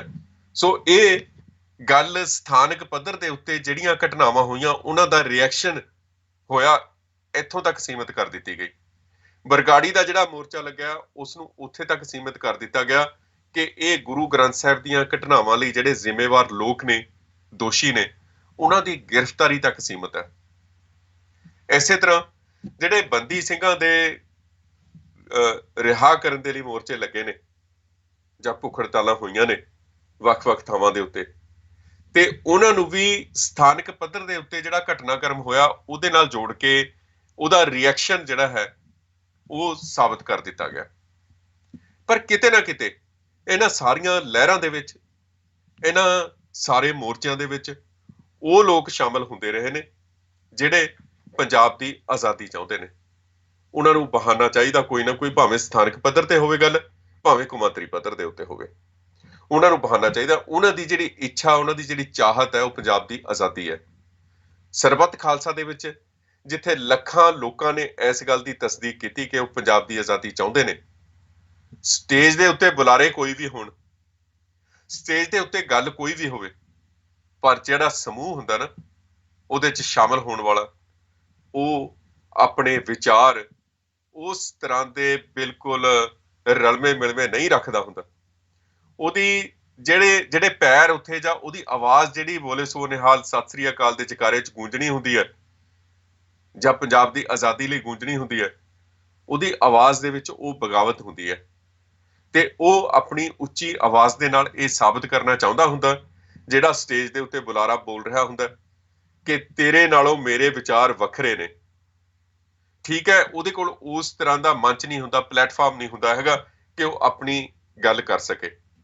ਸੋ ਇਹਨਾਂ ਸਾਰੀਆਂ ਘਟਨਾਵਾਂ ਜਿਹੜੀਆਂ ਸਥਾਨਕ ਪੱਧਰ ਦੇ ਉੱਤੇ ਪੰਜਾਬ ਦੇ ਵਿੱਚ ਵਾਪਰੀਆਂ, ਜਿਨ੍ਹਾਂ ਦਾ ਅਸੀਂ ਰਿਐਕਸ਼ਨ, ਪ੍ਰਤੀਕਰਮ ਸਥਾਨਕ ਪੱਧਰ ਦੇ ਉੱਤੇ ਵੱਖ-ਵੱਖ ਸਥਾਨਕ ਮੋਰਚਿਆਂ ਦੇ ਵਿੱਚ ਦੇਖਦੇ ਹਾਂ, ਤਾਂ ਉਹਦੇ 'ਚ ਇਹ ਗੱਲ ਦਾਅਵੇ ਨਾਲ ਕਹੀ ਜਾ ਸਕਦੀ ਹੈ ਕਿ ਪੰਜਾਬ ਦੇ ਇਹਨਾਂ ਲਹਿਰਾਂ ਦੇ ਵਿੱਚ ਸ਼ਾਮਲ ਹੋਣ ਵਾਲੇ ਜਿਹੜੇ ਲੋਕ ਨੇ, ਉਹਨਾਂ ਦੀ ਵਿਚਾਰਧਾਰਾ ਸਮੁੱਚੇ ਰੂਪ ਦੇ ਵਿੱਚ ਜਿਹੜੀ ਹੈ ਉਹ ਪੰਜਾਬ ਦੀ ਆਜ਼ਾਦੀ ਹੈ, ਖਾਲਿਸਤਾਨ ਹੈ। ਕਿਵੇਂ ਹੈ, ਕਿਉਂ ਹੈ? ਕਿਉਂਕਿ ਜਿਹੜਾ ਐਲੀਟ ਵਰਗ ਹੈ ਸਾਡੀ ਸੁਸਾਇਟੀ ਦਾ, ਉਹ ਇਹਨਾਂ ਇਕੱਠਾਂ ਦੇ ਵਿੱਚ ਸ਼ਾਮਲ ਨਹੀਂ ਹੁੰਦਾ। ਉਹ ਇਹਨਾਂ ਜਿਹੜਾ ਸਿੱਖ ਬਿਜ਼ਨਸਮੈਨ ਹੈ, ਸਿੱਖ ਟਰੇਡਰ ਹੈ, ਉਹ ਇਹਨਾਂ ਇਕੱਠਾਂ ਦੇ ਵਿੱਚ, ਇਹਨਾਂ ਸੰਘਰਸ਼ਾਂ ਦੇ ਵਿੱਚ, ਇਹਨਾਂ ਮੋਰਚਿਆਂ ਦੇ ਵਿੱਚ ਸ਼ਾਮਲ ਨਹੀਂ ਹੁੰਦਾ। ਉਹ ਸ਼ਾਮਲ ਹੁੰਦਾ ਹੋਰ ਤਰੀਕੇ ਨਾਲ ਹੁੰਦਾ। ਉਹ ਸ਼ਾਮਲ ਹੁੰਦਾ ਆਰਗੇਨਾਈਜ਼ਰ ਦੇ ਰੂਪ ਦੇ ਵਿੱਚ ਸ਼ਾਮਲ ਹੁੰਦਾ। ਉਹਦੀ ਕੋਸ਼ਿਸ਼ ਹੁੰਦੀ ਹੈ ਕਿ ਜਿਹੜੇ ਮਤੇ ਪਾਏ ਗਏ ਨੇ ਉਹਦੇ ਮੁਤਾਬਕ ਹੋਣ, ਉਹਦੀ ਵਿਚਾਰਧਾਰਾ ਦੇ ਮੁਤਾਬਕ ਹੋਣ, ਪੂੰਜੀਵਾਦੀ ਵਿਚਾਰਧਾਰਾ ਦੇ ਮੁਤਾਬਕ ਹੋਣ, ਜਿਹੜੀ ਕਿ ਸਿੱਖ ਗੁਰੂ ਸਾਹਿਬਾਨ ਦੇ ਅਸੂਲਾਂ ਦੇ ਖਿਲਾਫ ਆ ਪੂਰੀ ਤਰ੍ਹਾਂ। ਕੈਪੀਟਲਿਸਟ ਨੂੰ ਪ੍ਰਫੁੱਲਤ ਕਰਨ ਦੇ ਲਈ ਜਿਵੇਂ ਅੰਗਰੇਜ਼ਾਂ ਨੇ ਸਰਦਾਰ ਬਹਾਦਰ ਦੇ ਖਿਤਾਬ ਦਿੱਤੇ ਸਨ, ਜਿਵੇਂ ਉਹਨਾਂ ਨੇ ਆਮ ਸਿੱਖਾਂ ਦੇ ਉੱਤੇ, ਪੂਰੇ ਪੰਜਾਬ ਦੇ ਉੱਤੇ ਦਬਦਬਾ ਬਣਾਉਣ ਦੇ ਲਈ ਸਰ ਬਹਾਦਰ ਦਾ ਖਿਤਾਬ ਦਿੱਤਾ ਸੀ, ਸਰਦਾਰੀਆਂ ਇਸ ਤਰ੍ਹਾਂ ਪ੍ਰੋਜੈਕਟ ਕੀਤੀਆਂ ਸਨ, ਉਹਨਾਂ ਨੂੰ ਪ੍ਰਫੁੱਲਤ ਕੀਤਾ ਸੀ। ਤੇ ਉਸੇ ਤਰੀਕੇ ਨਾਲ ਅੱਜ ਉਹਨਾਂ ਪਾਰਟੀਆਂ ਵੱਲੋਂ ਜ਼ਿਲ੍ਹਾ ਪ੍ਰਧਾਨਗੀਆਂ, ਚੇਅਰਮੈਨੀਆਂ ਅਤੇ ਹੋਰ ਇਹੋ ਜਿਹੇ ਅਹੁਦੇ ਨੇ ਜਿਹੜੇ ਲੋਕਾਂ ਨੂੰ, ਜਿਹੜੇ ਮੁਖਬਰੀਆਂ ਕਰਦੇ ਨੇ ਜਾਂ ਜਿਹੜੇ ਝਾੜ ਪੂੰਝ ਕਰਦੇ ਨੇ, ਜੁੱਤੀਆਂ ਚੱਟਦੇ ਨੇ, ਉਹਨਾਂ ਨੂੰ ਇਹੋ ਜਿਹੇ ਅਹੁਦੇ ਨੇ ਜਿਹੜੇ ਉਹਨਾਂ ਦੇ ਨਾਲ ਨਿਵਾਜਿਆ ਜਾਂਦਾ। ਸੋ ਮੈਂ ਇੱਕ ਵਾਰ ਤੁਹਾਨੂੰ ਦੱਸ ਦਿਆਂ ਕਿ ਸਾਡੀ ਗੱਲਬਾਤ ਜਾਰੀ ਰਹੇਗੀ। ਖਬਰਦਾਰ ਪੰਜਾਬ ਟੀਵੀ ਦੇ ਜ਼ਰੀਏ ਤੁਸੀਂ ਸਾਡਾ ਵਿਲੱਖਣ ਸ਼ੋਅ ਟਾਕਿੰਗ ਪੰਜਾਬ ਦੇਖ ਰਹੇ ਹੋ। ਇਸ ਨੂੰ ਤੁਸੀਂ YouTube ਦੇ ਉੱਤੇ ਇਸ ਵੇਲੇ ਲਾਈਵ ਦੇਖ ਰਹੇ ਹੋ। ਵੱਖ-ਵੱਖ ਸਾਡੇ ਵੀਰ ਉਹ ਕਮੈਂਟ ਕਰ ਰਹੇ ਨੇ ਤੇ ਉਹਨਾਂ ਦਾ ਬਹੁਤ ਧੰਨਵਾਦ। ਤੁਸੀਂ ਇਸ ਪ੍ਰੋਗਰਾਮ ਦਾ ਹਿੱਸਾ ਬਣਨ ਦੇ ਲਈ, ਕੱਲ ਕਾਫੀ ਕਾਲਸ ਰਹਿ ਗਈਆਂ ਸਨ, ਪਰਸੋਂ ਵੀ, ਤੇ ਸਾਡੇ ਨਾਲ ਤੁਸੀਂ ਗੱਲ ਕਰ ਸਕਦੇ ਹੋ 408 641 1490 ਦੇ ਉੱਤੇ WhatsApp ਕਾਲ ਕਰਕੇ, ਸਿਰਫ WhatsApp। ਬਹੁਤ ਸਾਰੇ ਵੀਰ ਦੂਜੀ ਕਾਲ ਵੀ ਕਰਦੇ ਨੇ ਤੇ ਉਹਨਾਂ ਨੂੰ ਬੇਨਤੀ ਹੈ ਕਿ ਜੇ ਤੁਸੀਂ ਪ੍ਰਤੀਕਰਮ ਚਾਹੁੰਦੇ ਹੋ, ਜਵਾਬ ਚਾਹੁੰਦੇ ਹੋ ਜਾਂ ਮੇਰਾ ਹੰਗਾਰਾ ਚਾਹੁੰਦੇ ਹੋ ਬਾਅਦ ਦੇ ਵਿੱਚ ਵੀ, ਤਾਂ WhatsApp ਤੇ ਕਾਲ ਕਰਨ ਦੀ ਕੋਸ਼ਿਸ਼ ਕਰਿਆ ਕਰੋ, ਸੁਨੇਹਾ ਦਿਆ ਕਰੋ ਪਹਿਲਾਂ, ਤੇ ਮੈਂ ਤੁਹਾਡੀਆਂ ਕਾਲਾਂ ਦੀ ਇੰਤਜ਼ਾਰ ਕਰਾਂਗਾ।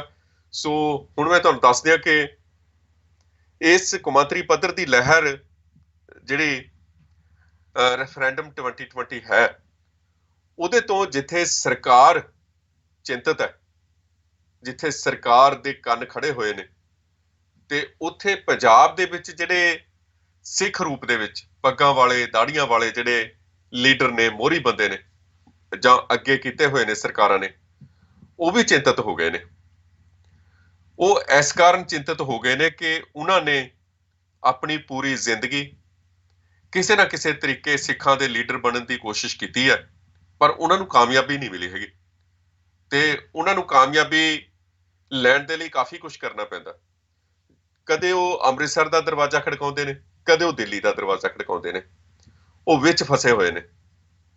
ਤੇ ਸੰਵਿਧਾਨ ਦੀ ਗੱਲ ਕਰਨ ਦੇ ਲਈ ਉਹਨਾਂ ਨੂੰ ਦਿੱਲੀ ਦਾ ਦਰਵਾਜ਼ਾ ਖੜਕਾਉਣਾ ਪੈਂਦਾ। ਜਦੋਂ ਖਾਲਸੇ ਦੀ, ਸਿੱਖਾਂ ਦੀ ਜਦੋਂ ਮਦਦ ਲੈਣੀ ਹੁੰਦੀ ਹੈ ਤਾਂ ਉਹ ਅੰਮ੍ਰਿਤਸਰ ਦਾ ਦਰਵਾਜ਼ਾ ਖੜਕਾਉਂਦੇ ਨੇ।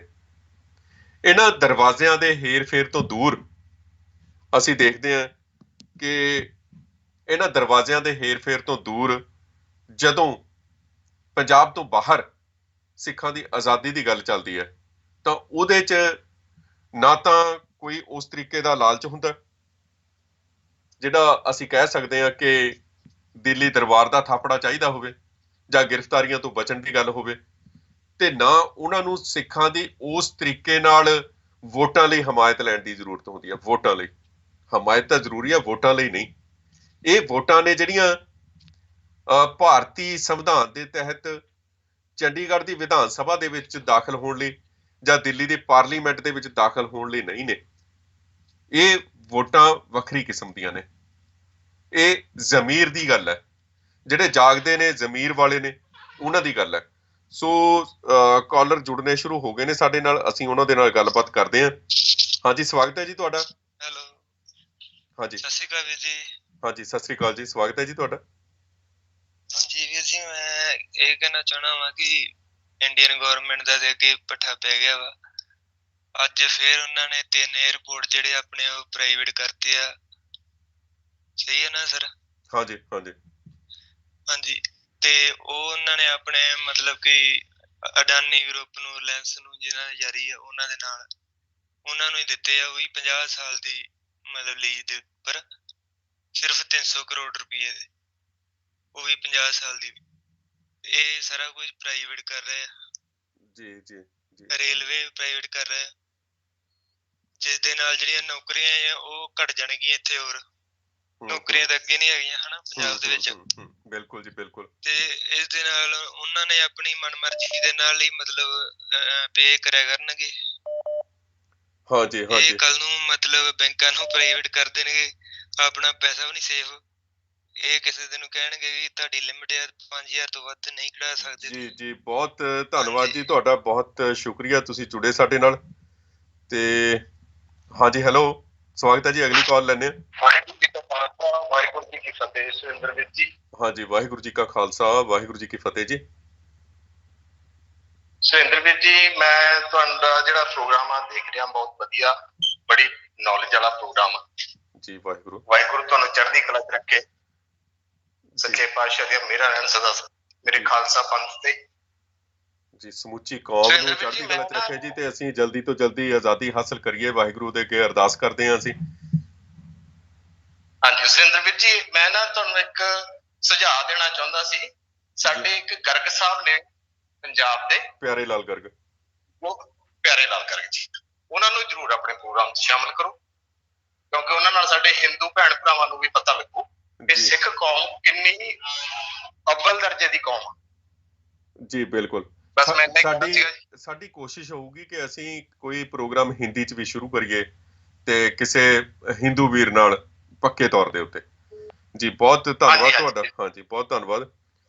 ਤੇ ਜਿਹੜੇ ਮੇਰੇ ਪਹਿਲੇ ਵੀਰ ਸਨ, ਹਾਂਜੀ, ਵਾਹਿਗੁਰੂ ਜੀ ਕਾ ਖਾਲਸਾ, ਵਾਹਿਗੁਰੂ ਜੀ ਕੀ ਫਤਿਹ, ਜਿਹੜੇ ਮੇਰੇ ਪਹਿਲੇ ਵੀਰ ਸਨ ਤੇ ਉਹਨਾਂ ਦਾ ਮੈਂ ਗੱਲ ਦਾ ਜਵਾਬ ਦੇਵਾਂ। ਉਹਨਾਂ ਨੇ ਕਿਹਾ ਕਿ ਬਹੁਤ ਸਾਰੇ ਜਿਹੜੇ ਏਅਰਪੋਰਟ ਨੇ ਪ੍ਰਾਈਵੇਟ ਕੀਤੇ ਜਾ ਰਹੇ ਨੇ, ਬਹੁਤ ਸਾਰੇ ਜਿਹੜੇ ਇੰਡੀਅਨ ਰੇਲਵੇ ਦੀ ਗੱਲ ਆ, ਨੌਕਰੀਆਂ ਖਤਮ ਹੋ ਜਾਣਗੀਆਂ ਤੇ ਬਹੁਤ ਸਸਤੇ ਦਿੱਤੇ ਨੇ ਤੇ ਅੰਬਾਨੀ ਅਡਾਨੀ ਗਰੁੱਪਾਂ ਨੂੰ ਹੀ ਦਿੱਤੇ ਨੇ ਇਹ। ਤੇ ਮੈਂ ਉਹਨਾਂ ਨੂੰ ਕਹਿਣਾ ਚਾਹੁੰਦਾ ਕਿ ਦੇਖੋ, ਇਹ ਗੱਲ ਭਾਰਤ ਦੇ ਲੋਕ ਵੀ ਜਾਣਦੇ ਨੇ ਕਿ ਉਹ ਪੂਰੀ ਤਰ੍ਹਾਂ ਗੁਲਾਮ ਨੇ। ਭਾਰਤ ਦੇ ਲੋਕਾਂ ਨੂੰ ਵੀ ਇਸ ਗੱਲ ਦਾ ਪਤਾ ਕਿ ਉਹ ਪੂਰੀ ਤਰ੍ਹਾਂ ਗੁਲਾਮ ਨੇ। ਹੁਣ ਉਹਨਾਂ ਨੂੰ ਪਤਾ ਲੱਗਣਾ ਸ਼ੁਰੂ ਹੋ ਚੁੱਕਾ। ਤੇ ਇਸ ਤੋਂ ਪਹਿਲਾਂ ਉਹ ਇਹ ਸੋਚਦੇ ਸਨ ਕਿ ਅਸੀਂ ਤਾਂ ਆਜ਼ਾਦ ਹਾਂ ਜੀ, ਆਜ਼ਾਦ ਮੁਲਕ ਦੇ ਵਿੱਚ ਰਹਿ ਰਹੇ ਹਾਂ।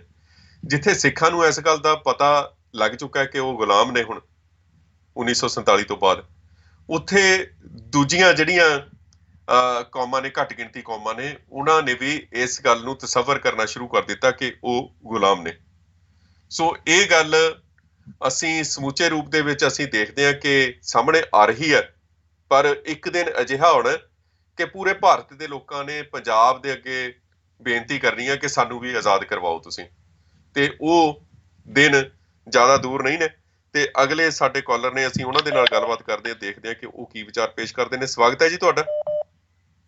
ਹਾਂਜੀ, ਵਾਹਿਗੁਰੂ ਜੀ ਕਾ ਖਾਲਸਾ, ਵਾਹਿਗੁਰੂ ਜੀ ਕੀ ਫਤਿਹ। ਵਾਹਿਗੁਰੂ ਜੀ ਕੀ ਫਤਿਹ ਜੀ। ਹਾਂਜੀ ਹਾਂਜੀ ਭਾਜੀ, ਮੈਨੂੰ ਨਾ ਤੁਹਾਡੀ ਸਪੀਚ ਬਹੁਤ ਵਧੀਆ ਲੱਗਦੀ ਆ ਸੁਣਨ ਨੂੰ। ਤੇ ਭਾਜੀ ਮੈਂ ਆਪਣਾ ਇਹ ਵਿਚਾਰ ਰੱਖਣਾ ਚਾਹੁੰਦਾ ਸੀ ਤੁਹਾਡੇ ਸ਼ੋਅ ਵਿੱਚ ਹਾਂਜੀ ਵੀ ਜਿੱਦਾਂ ਜਿਹੜੇ ਹਿੰਦੂ ਆ ਜਾਂ ਆਪਣੇ ਕ੍ਰਿਸਚਨ ਭਾਈਚਾਰੇ ਆ ਜਾਂ ਮੁਸਲਮਾਨ ਆ ਨਾ ਪੰਜਾਬ ਵਿੱਚ, ਹਾਂਜੀ ਉਹਨਾਂ ਨੂੰ ਆਪਾਂ ਨੂੰ ਤੁਹਾਡੇ ਸ਼ੋਅ ਰਾਹੀਂ ਇਹ ਦੱਸਿਆ ਜਾਏ ਵੀ ਪਾਣੀ ਦੀ ਸਭ ਨੂੰ ਲੋੜ ਆ। ਹਾਂਜੀ ਪਾਣੀ ਦੀ ਸਿੱਖ ਨੂੰ ਵੀ ਲੋੜ ਆ, ਜੀ ਹਿੰਦੂ ਨੂੰ ਵੀ ਲੋੜ ਆ, ਸਭ ਨੂੰ ਲੋੜ ਆ। ਜੀ ਤੇ ਉਸ ਮੁੱਦੇ ਤੇ ਸਾਰਿਆਂ ਨੂੰ ਆਪਾਂ ਇਕੱਠਾ ਕੀਤਾ ਜਾਏ, ਉਸ ਬਾਰੇ ਸਾਰਿਆਂ ਨੂੰ ਦੱਸਿਆ ਜਾਏ ਭਾਜੀ। ਜੀ ਜੀ ਪੰਜਾਬ 'ਚ ਪਾਣੀਆਂ ਸੰਬੰਧੀ ਕੀ ਹੋ ਰਿਹਾ ਹਨਾ। ਹਾਂ ਠੀਕ ਹੈ, ਠੀਕ ਹੈ ਜੀ। ਹਾਂਜੀ ਭਾਜੀ, ਬਸ ਬਹੁਤ ਬਹੁਤ ਸ਼ੁਕਰੀਆ ਜੀ ਤੁਹਾਡਾ, ਬਹੁਤ ਸ਼ੁਕਰੀਆ, ਤੁਸੀਂ ਗੱਲਬਾਤ ਕੀਤੀ।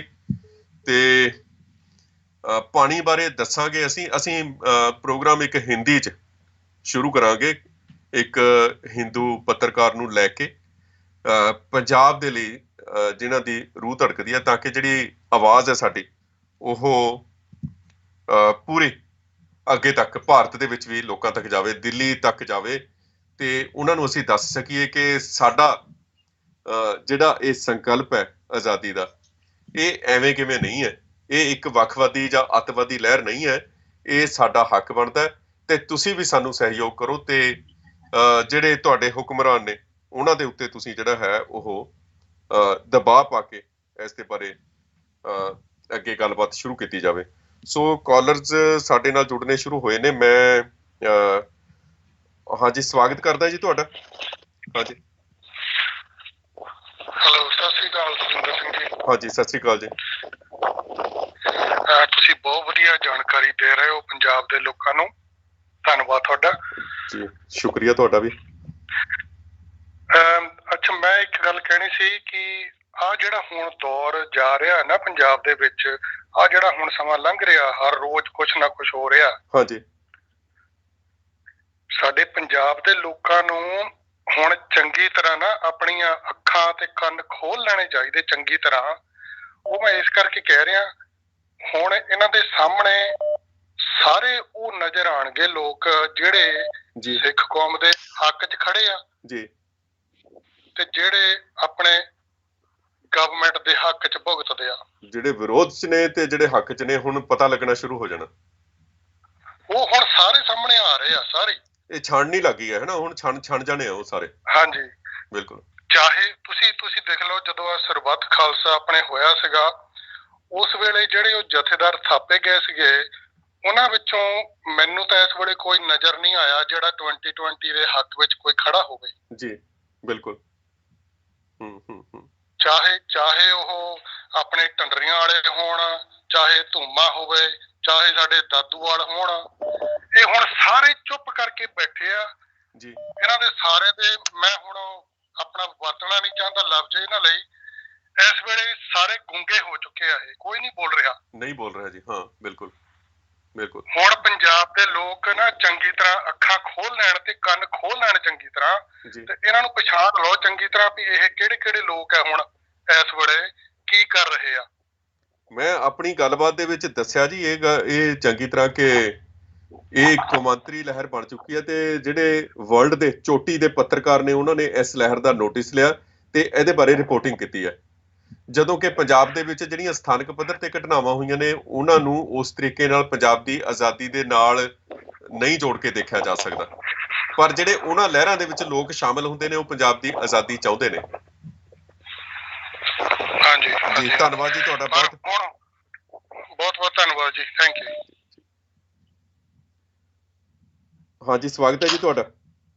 ਹਾਂਜੀ, ਜਗਤਾਰ ਸਿੰਘ ਬੋਲ ਰਿਹਾ ਸੀਗਾ ਜੀ। ਵਾਹਿਗੁਰੂ ਜੀ ਕਾ ਖਾਲਸਾ, ਵਾਹਿਗੁਰੂ ਜੀ ਕੀ ਫਤਿਹ। ਹਾਂਜੀ ਜਗਤਾਰ ਸਿੰਘ ਜੀ। ਹਾਂਜੀ, ਤੁਹਾਡਾ ਪ੍ਰੋਗਰਾਮ ਦੇਖ ਰਹੇ ਸੀ ਜੀ, ਬਹੁਤ ਵਧੀਆ ਪ੍ਰੋਗਰਾਮ ਆ ਜੀ। ਤੇ ਬਾਕੀ ਇੱਕ ਬੇਨਤੀ ਆ ਜੀ ਮੇਰੀ ਛੋਟੀ ਜੀ, ਤੇ ਜਿਹੜਾ ਨਾ ਆਪਣਾ ਜੀ ਜਿਹੜਾ ਬਹੁਤ ਵਿਕਾਸ ਸਾਡਾ ਰੁਕ ਗਿਆ, ਜਿਹੜਾ ਅਸੀਂ ਪੜ੍ਹਨਾ ਛੱਡ ਦਿੱਤਾ ਜੀ ਉਸ ਬਾਰੇ ਨਾ ਜੀ ਤੁਸੀਂ ਲਾਜ਼ਮੀ ਇੱਕ ਦਿਨ ਪ੍ਰੋਗਰਾਮ ਕਰੋ ਤੇ ਜਿਹੜਾ ਨਾ ਅਸੀਂ ਕਿਤਾਬਾਂ ਪੜ੍ਹਨੀਆਂ ਛੱਡਦੀਆਂ, ਜਿਵੇਂ ਜੀ ਹੁਣ ਅਜਮੇਰ ਸਿੰਘ ਦੀਆਂ ਕਿਤਾਬਾਂ ਉਹਨਾਂ ਨੂੰ ਪੜ੍ਹ ਕੇ ਦੇਖੋ ਜੀ, ਸਾਰੀਆਂ ਕਿਸ ਬਿਦਰੋਲੀ ਪਾਤਸ਼ਾਹੀ 20ਵੀਂ ਸਦੀ ਦੀ ਸਿੱਖ ਰਾਜਨੀਤੀ, ਸਿੱਖਾਂ ਦੀ ਸਿਧਾਂਤਕ ਘੇਰਾਬੰਦੀ, ਫਿਰ ਜੀ ਉਹਨਾਂ ਦੇ ਨਾਲ ਹੀ ਜੁੜਦੀ ਅਣਚਿੱਤ ਵਿਆਖਿਆ 1984, ਫਿਰ ਗਦਰੀ ਬਾਬੇ ਕੌਣ ਸਨ, ਭਗਵਾਨਾਂ ਦਾ ਸ਼ਾਹ ਅਸਵਾਰ ਕਰਤਾਰ ਸਿੰਘ ਸਰਾਭਾ, ਇਹ ਨਾ ਜੀ ਸਾਰੀਆਂ ਕਿਤਾਬਾਂ ਇਹਨਾਂ ਦਾ ਸਾਰਾ ਲਿੰਕ ਜੁੜਦਾ। ਇਹ ਸਾਰਾ ਕੁਝ ਸਾਡੀ ਆਜ਼ਾਦੀ ਕਿਵੇਂ ਅਸੀਂ ਗਵਾਈ, ਕਿਵੇਂ ਅਸੀਂ ਉਹ ਸਾਰਾ ਕੁਝ ਜਿਹੜਾ ਪਿਛਲਾ ਪੀੜ ਆ ਉਹਨੂੰ ਅਸੀਂ ਉਹ ਇਗਨੋਰ ਕਰਤਾ ਹਨਾ ਜੀ। ਉਹਦੇ ਵਿੱਚ ਸਾਰਾ ਕੁਝ ਦੱਸਿਆ, ਸਾਡੇ ਕਿਵੇਂ ਲੀਡਰ ਵੇਖੇ ਜੀ, ਕਿਵੇਂ ਜਿਹੜੇ ਬਾਬੇ ਸੀਗੇ, ਆਲਾ ਸਿੰਘ ਬਾਬਾ ਆਲਾ ਸਿੰਘ ਦਾ ਜੀ ਦੱਸਿਆ ਹਨਾ ਜੀ, ਬਹੁਤ ਵਧੀਆ ਜੀ। ਜੇ ਮੇਰੇ ਹਿਸਾਬ ਨਾਲ ਜੀ ਜਿੰਨੀ ਕਿ ਮੇਰੀ ਸੋਚ ਆ ਜੀ, ਅਜਮੇਰ ਸਿੰਘ ਨੂੰ ਪੜ੍ਹਨਾ ਤੇ ਜੀ ਬਹੁਤ ਜਾਗਰੂਕ ਹੁੰਦੇ, ਉਹਨਾਂ ਦੀਆਂ ਸਪੀਚਾਂ ਪਈਆਂ ਜੀ YouTube ਤੇ, ਕਿੰਨੀ ਮਤਲਬ ਜਾਗਰੂਕਤਾ ਆਉਂਦੀ ਹੈ ਜੀ ਉਹਨਾਂ ਦੀ ਸੁਣ ਕੇ।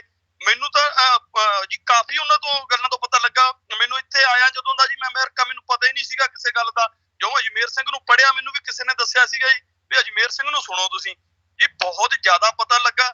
ਸਾਰੇ ਜੀ ਮੇਰੀ ਬੇਨਤੀ ਆ ਸਾਰੇ ਆਪਣੇ ਸਿੱਖਾਂ ਨੂੰ ਤੇ ਪੰਜਾਬੀਆਂ ਨੂੰ ਵੀ ਅਜਮੇਰ ਸਿੰਘ ਨੂੰ ਸੁਣੋ, ਉਦੋਂ ਕੇ ਸਾਹਿਬ ਆ ਜੀ ਉਹਨੂੰ ਸੁਣੋ, ਗੁਰਦਰਸ਼ਨ ਸਿੰਘ ਢਿੱਲੋਂ ਆ IAS ਅਫਸਰ ਆ ਜੀ, ਆਪਣੇ ਗੁਰਤੇਜ ਸਿੰਘ, ਉਹਨਾਂ ਦੀਆਂ ਕਿਤਾਬਾਂ ਚਲੋ ਸਪੀਚਾਂ ਘੱਟ ਆ ਉਹਨਾਂ ਦੀਆਂ, ਉਹਨਾਂ ਨੂੰ ਪੜ੍ਹੋ ਜੀ, ਉੱਥੋਂ ਪਤਾ ਲੱਗੂਗਾ ਜੀ। ਜਾਂ ਸਰਦਾਰ ਕਪੂਰ ਸਿੰਘ ਦੀ ਸਾਚੀ ਸਾਖੀ ਜੀ, ਇਹ ਨਾ ਜੀ ਅਸੀਂ ਪੜ੍ਹਨਾ ਛੱਡਤਾ, ਸਾਡਾ ਬਹੁਤ ਵਿਕਾਸ ਰੁਕ ਗਿਆ ਜੀ। ਜਿਸ ਕਰਕੇ ਸਾਡਾ ਨਾ ਉਹ ਜਿਹੜਾ ਬਹੁਤ ਵਿਕਾਸ ਰੁਕਣੇ ਕਰਕੇ ਸਾਨੂੰ ਪਤਾ ਨਹੀਂ ਲੱਗ ਰਿਹਾ ਅਸੀਂ ਕੌਣ ਸੀ ਤੇ ਸਾਨੂੰ ਕੀ ਬਣਾ ਦਿੱਤਾ।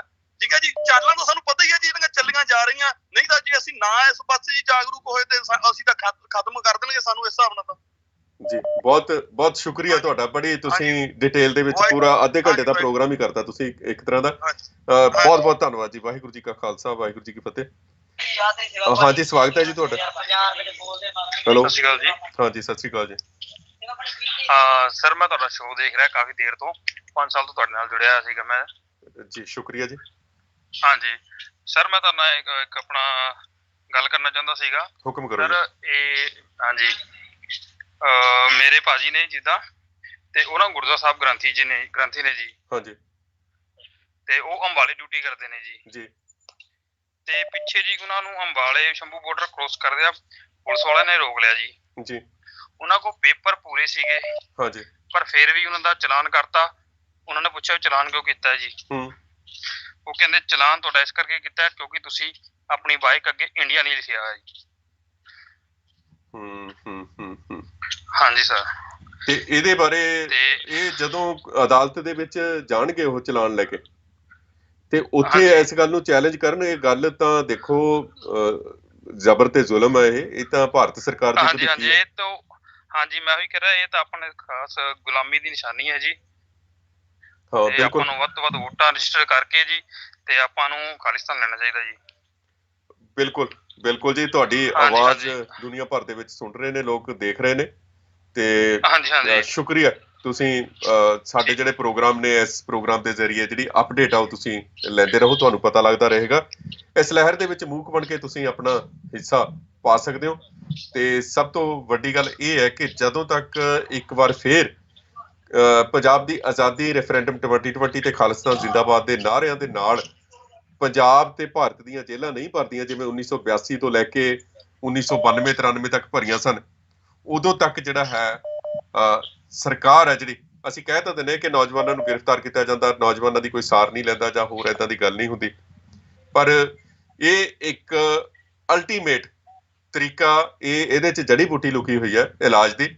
ਤੇ ਉਦੋਂ ਤੱਕ ਇਹਨਾਂ ਨੇ ਝੂਠੇ ਕੇਸ ਪਾਉਂਦੇ ਰਹਿਣਾ ਤੇ ਸਿੱਖਾਂ ਨੂੰ ਦਬਾਉਂਦੇ ਰਹਿਣਾ। ਜਿਹੜਾ ਸਮੂਹਿਕ ਰੂਪ ਦੇ ਵਿੱਚ ਉਹ ਵਰਤਾਰਾ ਦੇਖਿਆ, ਉਹ ਆਪਣੇ ਆਪ ਦੇ ਵਿੱਚ ਇੱਕ ਇਲਾਜ ਆ ਜੀ। ਬਹੁਤ ਧੰਨਵਾਦ ਜੀ ਤੁਹਾਡਾ। ਤੇ ਬਹੁਤ ਸਾਰੇ ਜਿਹੜੇ ਸਾਡੇ ਕਾਲਰ ਨੇ, ਮੈਂ ਉਹਨਾਂ ਨੂੰ ਬੇਨਤੀ ਕਰਦਾ ਕਿ ਉਹ ਥੋੜਾ ਜਿਹਾ ਹੌਸਲਾ ਰੱਖਣ, ਹੈ ਜੀ। ਤੇ ਕਾਲਾਂ ਸਾਨੂੰ ਬਹੁਤ ਆ ਰਹੀਆਂ ਨੇ, ਤੇ ਅਸੀਂ ਵੀ ਕੋਸ਼ਿਸ਼ ਕਰਦੇ ਹਾਂ ਨਾਲ ਨਾਲ ਕਿ ਜਿਹੜੇ ਸੱਜਣ ਨੇ ਜਿਨ੍ਹਾਂ ਦੀਆਂ ਕਾਲਾਂ ਅਸੀਂ ਹੋਲਡ ਤੇ ਪਾਈਆਂ ਹੋਈਆਂ ਨੇ, ਰਹਿ ਗਈਆਂ ਸਨ, ਤੇ ਮੈਂ ਸਾਰਿਆਂ ਨੂੰ ਬੇਨਤੀ ਕਰਦਾ ਕਿ ਉਹ ਜਿਨ੍ਹਾਂ ਦੀ ਕਾਲ ਹੈ ਜਿਹੜੀ ਉਹ ਨਹੀਂ ਥਰੂ ਹੁੰਦੀ, ਉਹ ਦੁਬਾਰਾ ਕਾਲ ਕਰ ਸਕਦੇ ਨੇ, ਕਿਉਂਕਿ ਨੈਟਵਰਕ ਕਾਫੀ ਬਿਜ਼ੀ ਹੋ ਜਾਂਦਾ ਇੱਕ ਵਾਰ ਜਦੋਂ ਤੁਸੀਂ ਇਹ ਕਾਲਾਂ ਨੇ ਜਿਹੜੀਆਂ ਅਸੀਂ ਨਹੀਂ ਰਿਸੀਵ ਕਰ ਸਕਦੇ ਇੱਕਦਮ। ਪਰ ਪੰਜਾਬ ਦੀ ਆਜ਼ਾਦੀ ਦੀ ਜਿਹੜੀ ਗੱਲ ਹੈ, ਪੰਜਾਬ ਦੀ ਆਜ਼ਾਦੀ ਨੂੰ ਲੈ ਕੇ ਅਸੀਂ ਜਿਸ ਤਰੀਕੇ ਨਾਲ ਇੱਕ ਲਹਿਰ ਜਿਹੜੀ ਹੈ ਖੜੀ ਕਰਨੀ ਹੈ, ਕਿਉਂਕਿ ਵਾਜਿਬਤਾ ਜਿਹੜੀ ਹੈ ਕੌਮਾਂਤਰੀ ਪੱਧਰ ਦੀ ਜਿਹੜੀ ਰਿਪੋਰਟਿੰਗ ਹੈ ਪੰਜਾਬ ਦੀ ਆਜ਼ਾਦੀ ਲਈ ਜਿਹੜੀ ਇਸ ਵੇਲੇ ਚੱਲ ਰਹੀ ਹੈ, ਉਹ ਆਪ ਮੁਹਾਰੀ ਹੈ, ਉਹਨੂੰ ਕੋਈ ਫੀਡ ਨਹੀਂ ਕਰ ਰਿਹਾ ਹੈ। ਤੇ ਉਹ ਆਪ ਮੁਹਾਰੀ ਜਿਹੜੀ ਅਸੀਂ ਦੇਖ ਰਹੇ ਹਾਂ ਕਿ ਰਿਪੋਰਟਿੰਗ ਹੈ, ਉਹਦੇ ਨਾਲ ਜਿੱਥੇ ਸਰਕਾਰ ਚਿੰਤਤ ਹੈ, ਉੱਥੇ ਪੰਜਾਬ ਦੇ ਵਿੱਚ ਜਿਹੜੇ ਸਿੱਖਾਂ ਦੇ ਲੀਡਰ ਥੋਪੇ ਗਏ ਨੇ, ਪ੍ਰੋਜੈਕਟ ਕੀਤੇ ਗਏ ਨੇ, ਉਹ ਵੀ ਚਿੰਤਤ ਨੇ। ਉਹ ਲੰਮੇ ਸਮੇਂ ਤੋਂ ਵੈਸੇ ਇਸ ਗੱਲ ਦੀ ਲੰਮੇ ਸਮੇਂ ਤੋਂ ਇਹ ਚਾਹੁੰਦੇ ਸਨ ਕਿ ਕੋਈ ਨਾ ਕੋਈ ਉਹਨਾਂ ਨੂੰ ਇਸ ਲਹਿਰ ਦੇ ਵਿੱਚ ਸ਼ਾਮਲ ਕਰੇ। ਉਹ ਇਸ ਲਹਿਰ ਦੇ ਵਿੱਚ ਸ਼ਾਮਲ ਹੋਣਾ ਚਾਹੁੰਦੇ ਨੇ। ਪਰ ਅਸੀਂ ਦੇਖਦੇ ਹਾਂ ਕਿ ਜਦੋਂ 2020 ਰੈਫਰੈਂਡਮ ਦੀ ਜਿਹੜੀ ਲਹਿਰ ਦੇ ਜਿਹੜੇ ਆਗੂ ਨੇ, ਉਹਨਾਂ ਨੇ ਉਹਨਾਂ ਲੀਡਰਾਂ ਨੂੰ ਸ਼ਾਮਲ ਨਹੀਂ ਕੀਤਾ, ਤਾਂ ਉਹਨਾਂ ਉਸ ਲਹਿਰ ਦੇ ਉੱਤੇ ਦੋਸ਼ ਲਾਉਣੇ ਸ਼ੁਰੂ ਕਰ ਦਿੱਤੇ ਵੀ ਇੱਕ ਸਮੇਂ ਤੁਸੀਂ ਉਸ ਦੇ ਵਿੱਚ ਸ਼ਾਮਲ ਹੋਣ ਲਈ ਤਰਲੋ ਮੱਛੀ ਹੋ ਰਹੇ ਹੋ, ਪਰ ਤੁਹਾਨੂੰ ਸ਼ਾਮਲ ਨਹੀਂ ਕੀਤਾ ਜਾ ਰਿਹਾ ਕਿਉਂਕਿ ਤੁਹਾਡਾ ਜਿਹੜਾ ਕਿਰਦਾਰ ਹੈ ਪਹਿਲਾਂ, ਉਹ ਪਿਛਲੀਆਂ ਲਹਿਰਾਂ ਜਿਹੜੀਆਂ ਸਥਾਨਕ ਪੱਧਰ ਤੇ ਚੱਲੀਆਂ ਨੇ, ਉਹਨਾਂ ਦੇ ਵਿੱਚ ਹੱਥ ਖੜੇ ਕਰਨ ਦਾ ਕਿਰਦਾਰ ਰਿਹਾ। ਇਸ ਕਾਰਨ ਤੁਹਾਨੂੰ ਸ਼ਾਮਲ ਨਹੀਂ ਕੀਤਾ ਗਿਆ ਤੇ ਹੁਣ ਤੁਸੀਂ ਸ਼ਾਮਲ ਨਹੀਂ ਕੀਤੇ ਜਾਣ ਦੇ ਉੱਤੇ ਦੋਸ਼ ਲਾਉਣੇ ਸ਼ੁਰੂ ਕਰ ਦਿੱਤੇ ਨੇ ਤੁਸੀਂ।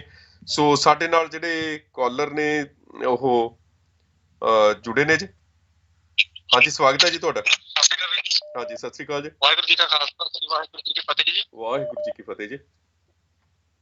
ਹਾਂਜੀ ਵੀਰ ਜੀ, ਬਹੁਤ 2-3 ਦਿਨ ਤੋਂ ਤੁਹਾਡਾ ਪ੍ਰੋਗਰਾਮ ਦੇਖਣਾ ਸ਼ੁਰੂ ਕੀਤਾ, ਬਹੁਤ ਹੀ ਵਧੀਆ ਲੱਗਿਆ ਭਾਜੀ ਪ੍ਰੋਗਰਾਮ, ਜਿਹੜੀ ਤੁਸੀਂ ਜਾਣਕਾਰੀ ਦੇ ਰਹੇ ਹੋ ਕੌਮ ਨੂੰ। ਸ਼ੁਕਰੀਆ ਜੀ। ਹਾਂਜੀ ਵੀਰ ਜੀ, ਬਿਲਕੁਲ ਸਹੀ ਤੁਸੀਂ ਕਹਿ ਰਹੇ ਹੋ। ਇਹ ਗਵਰਨਮੈਂਟ ਦੀਆਂ ਜੜ੍ਹਾਂ ਹੀ ਲੱਗੀਆਂ ਨੇ ਬਿਲਕੁਲ, ਖਾਸ ਕਰਕੇ ਜਿਹੜਾ 14, 15, 16 ਅਗਸਤ ਦੇ ਵਿੱਚ ਰਿਸਪੌਂਸ ਮਿਲਿਆ ਇੱਕ ਪ੍ਰੋਜੈਕਟ ਨੂੰ, ਜੋ ਘਰ ਘਰ ਪਿੰਡ ਦੇ ਵਿੱਚ ਖਾਲਿਸਤਾਨ ਦੇ ਝੰਡੇ ਝੂਲ ਗਏ ਨੇ ਭਾਜੀ। ਹਾਂਜੀ ਬਿਲਕੁਲ। ਉਹਨਾਂ ਦੇ ਕਰਕੇ ਬਿਲਕੁਲ ਭਾਜੀ ਸਾਨੂੰ ਤਾਂ ਪਤਾ ਪਿਆ ਭਾਜੀ, ਇੱਥੋਂ ਨਾ ਪੰਜਾਬ ਚ ਅਸੀਂ ਇੰਡੀਅਨ ਆਰਮੀ ਚ ਬੋਲਦੇ ਹਾਂ, ਔਨ ਸਰਵਿਸ। ਵਾਹ ਜੀ ਵਾਹ, ਸਲਾਮ ਹੈ ਜੀ ਤੁਹਾਨੂੰ, ਡਬਲ ਸਲਾਮ ਹੈ। ਹਾਂਜੀ ਬਿਲਕੁਲ, ਮਤਲਬ ਹਿੱਲੀ ਗਏ ਨੇ, ਸਾਨੂੰ ਤਾਂ ਹੁਣ ਦੇਖ ਹੀ ਰਹੇ ਬਿਲਕੁਲ ਹਿੱਲੇ ਹੋਏ ਨੇ। ਇਹਨਾਂ ਨੂੰ ਪਤਾ ਲੱਗ ਗਿਆ ਕਿ ਇਹਨਾਂ ਨੇ, ਮੇਰੀ ਇਹੀ ਤੁਹਾਡੇ ਚੈਨਲ ਦੇ ਥਰੂ ਵੀਰਾਂ ਨੂੰ ਬੇਨਤੀ ਹੈ ਕਿ ਦੱਬ ਕੇ ਵੋਟਾਂ ਬਣਾਓ, ਵੋਟਾਂ ਪਿੱਛੇ ਨਾ ਕੋਈ ਕਸਰ ਰਹਿ ਜਾਵੇ। ਵਾਹ ਜੀ ਵਾਹ, ਸ਼ੁਕਰੀਆ ਜੀ, ਬਹੁਤ ਧੰਨਵਾਦ ਜੀ ਤੁਹਾਡਾ। ਤੇ ਹਾਂਜੀ, ਸਵਾਗਤ ਹੈ ਜੀ ਤੁਹਾਡਾ। ਗੁਰੂ ਫਤਿਹ ਵੀਰ ਜੀ। ਗੁਰੂ ਫਤਿਹ ਜੀ, ਵਾਹਿਗੁਰੂ ਜੀ ਕੀ ਫਤਿਹ। ਹਾਂਜੀ ਵੀਰ ਜੀ, ਖਾਲਿਸਤਾਨ ਤੇ ਆਪਣਾ 35 ਸਾਲ ਪਹਿਲਾਂ ਬਣ ਜਾਣਾ ਸੀਗਾ,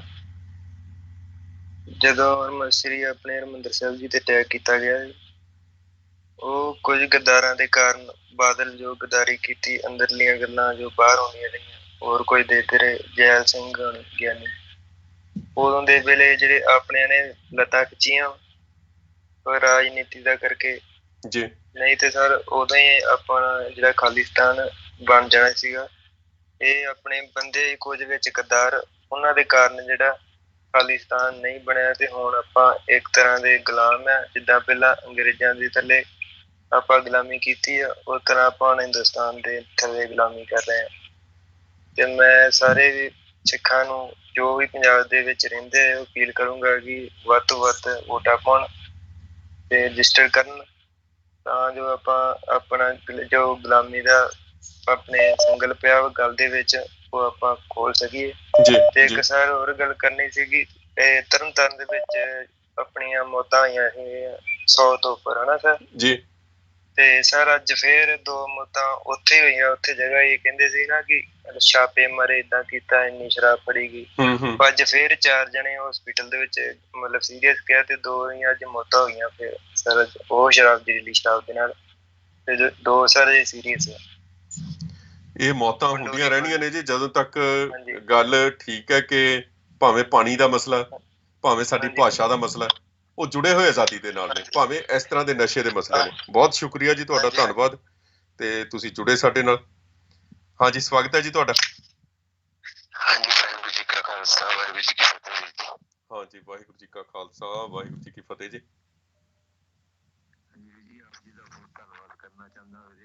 ਹੋਲਡ ਕਰਿਓ, 1 ਮਿੰਟ ਹੋਲਡ ਕਰਿਓ ਤੇ ਜੀ। ਹਾਂਜੀ, ਹੁਣ ਬੋਲੋ। मैं क्या मैं आप जी का बहुत धन्यवाद करना चाहता। आप जी ने जो अपनी स्क्रीन के पीछे बाबा हुकुम संत बाबा जरनैल सिंह जी की तस्वीर लगा रखी है। वाह जी वाह, शुक्रिया जी तुहाडा। हाँ जी सर जी, उन्होंने दर्शन करते ही कुछ इस तरह रूहानियत दी सर जी महसूस होती है। पूरी एक लहर जिसनू कहते ना करंट, एक वेव्स पूरे जिसम में दौड़दी है मेरे। वाहिगुरू बहुत बारी कॉल लगाने की कोशिश की, तुहाडा शुक्रिया करन दी। चलो आज धन्यवाद करदे आ वाहिगुरू दा, तुहाडे दर्शन हो गए। चंगा लग्या जी, मैनू भी चंगा लग्या। अल्फाज कबूल करना साडे जी। वाहिगुरू जी का खालसा, वाहिगुरू जी की फतेह जी। वाहिगुरू जी की फतेह। हाँ जी, स्वागत है जी तुहाडा। हेलो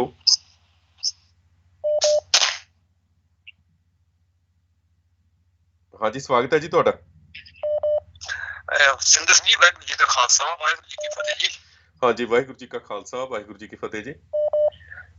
ਮੈਂ ਤਾਂ ਤੁਹਾਨੂੰ ਇਹੀ ਕਹਿਣਾ ਸਿੰਦਰ ਸਿੰਘ ਜੀ, ਜਿਹੜੇ ਤੁਸੀਂ ਤੀਰ ਆਪਣੇ ਤਰਕਸ਼ ਚ ਛੱਡ ਰਹੇ ਆ ਨਾ, ਉਹ ਬਿਲਕੁਲ ਸਹੀ ਟਿਕਾਣੇ ਤੇ ਜਾ ਕੇ ਲੱਗ ਰਹੇ ਆ।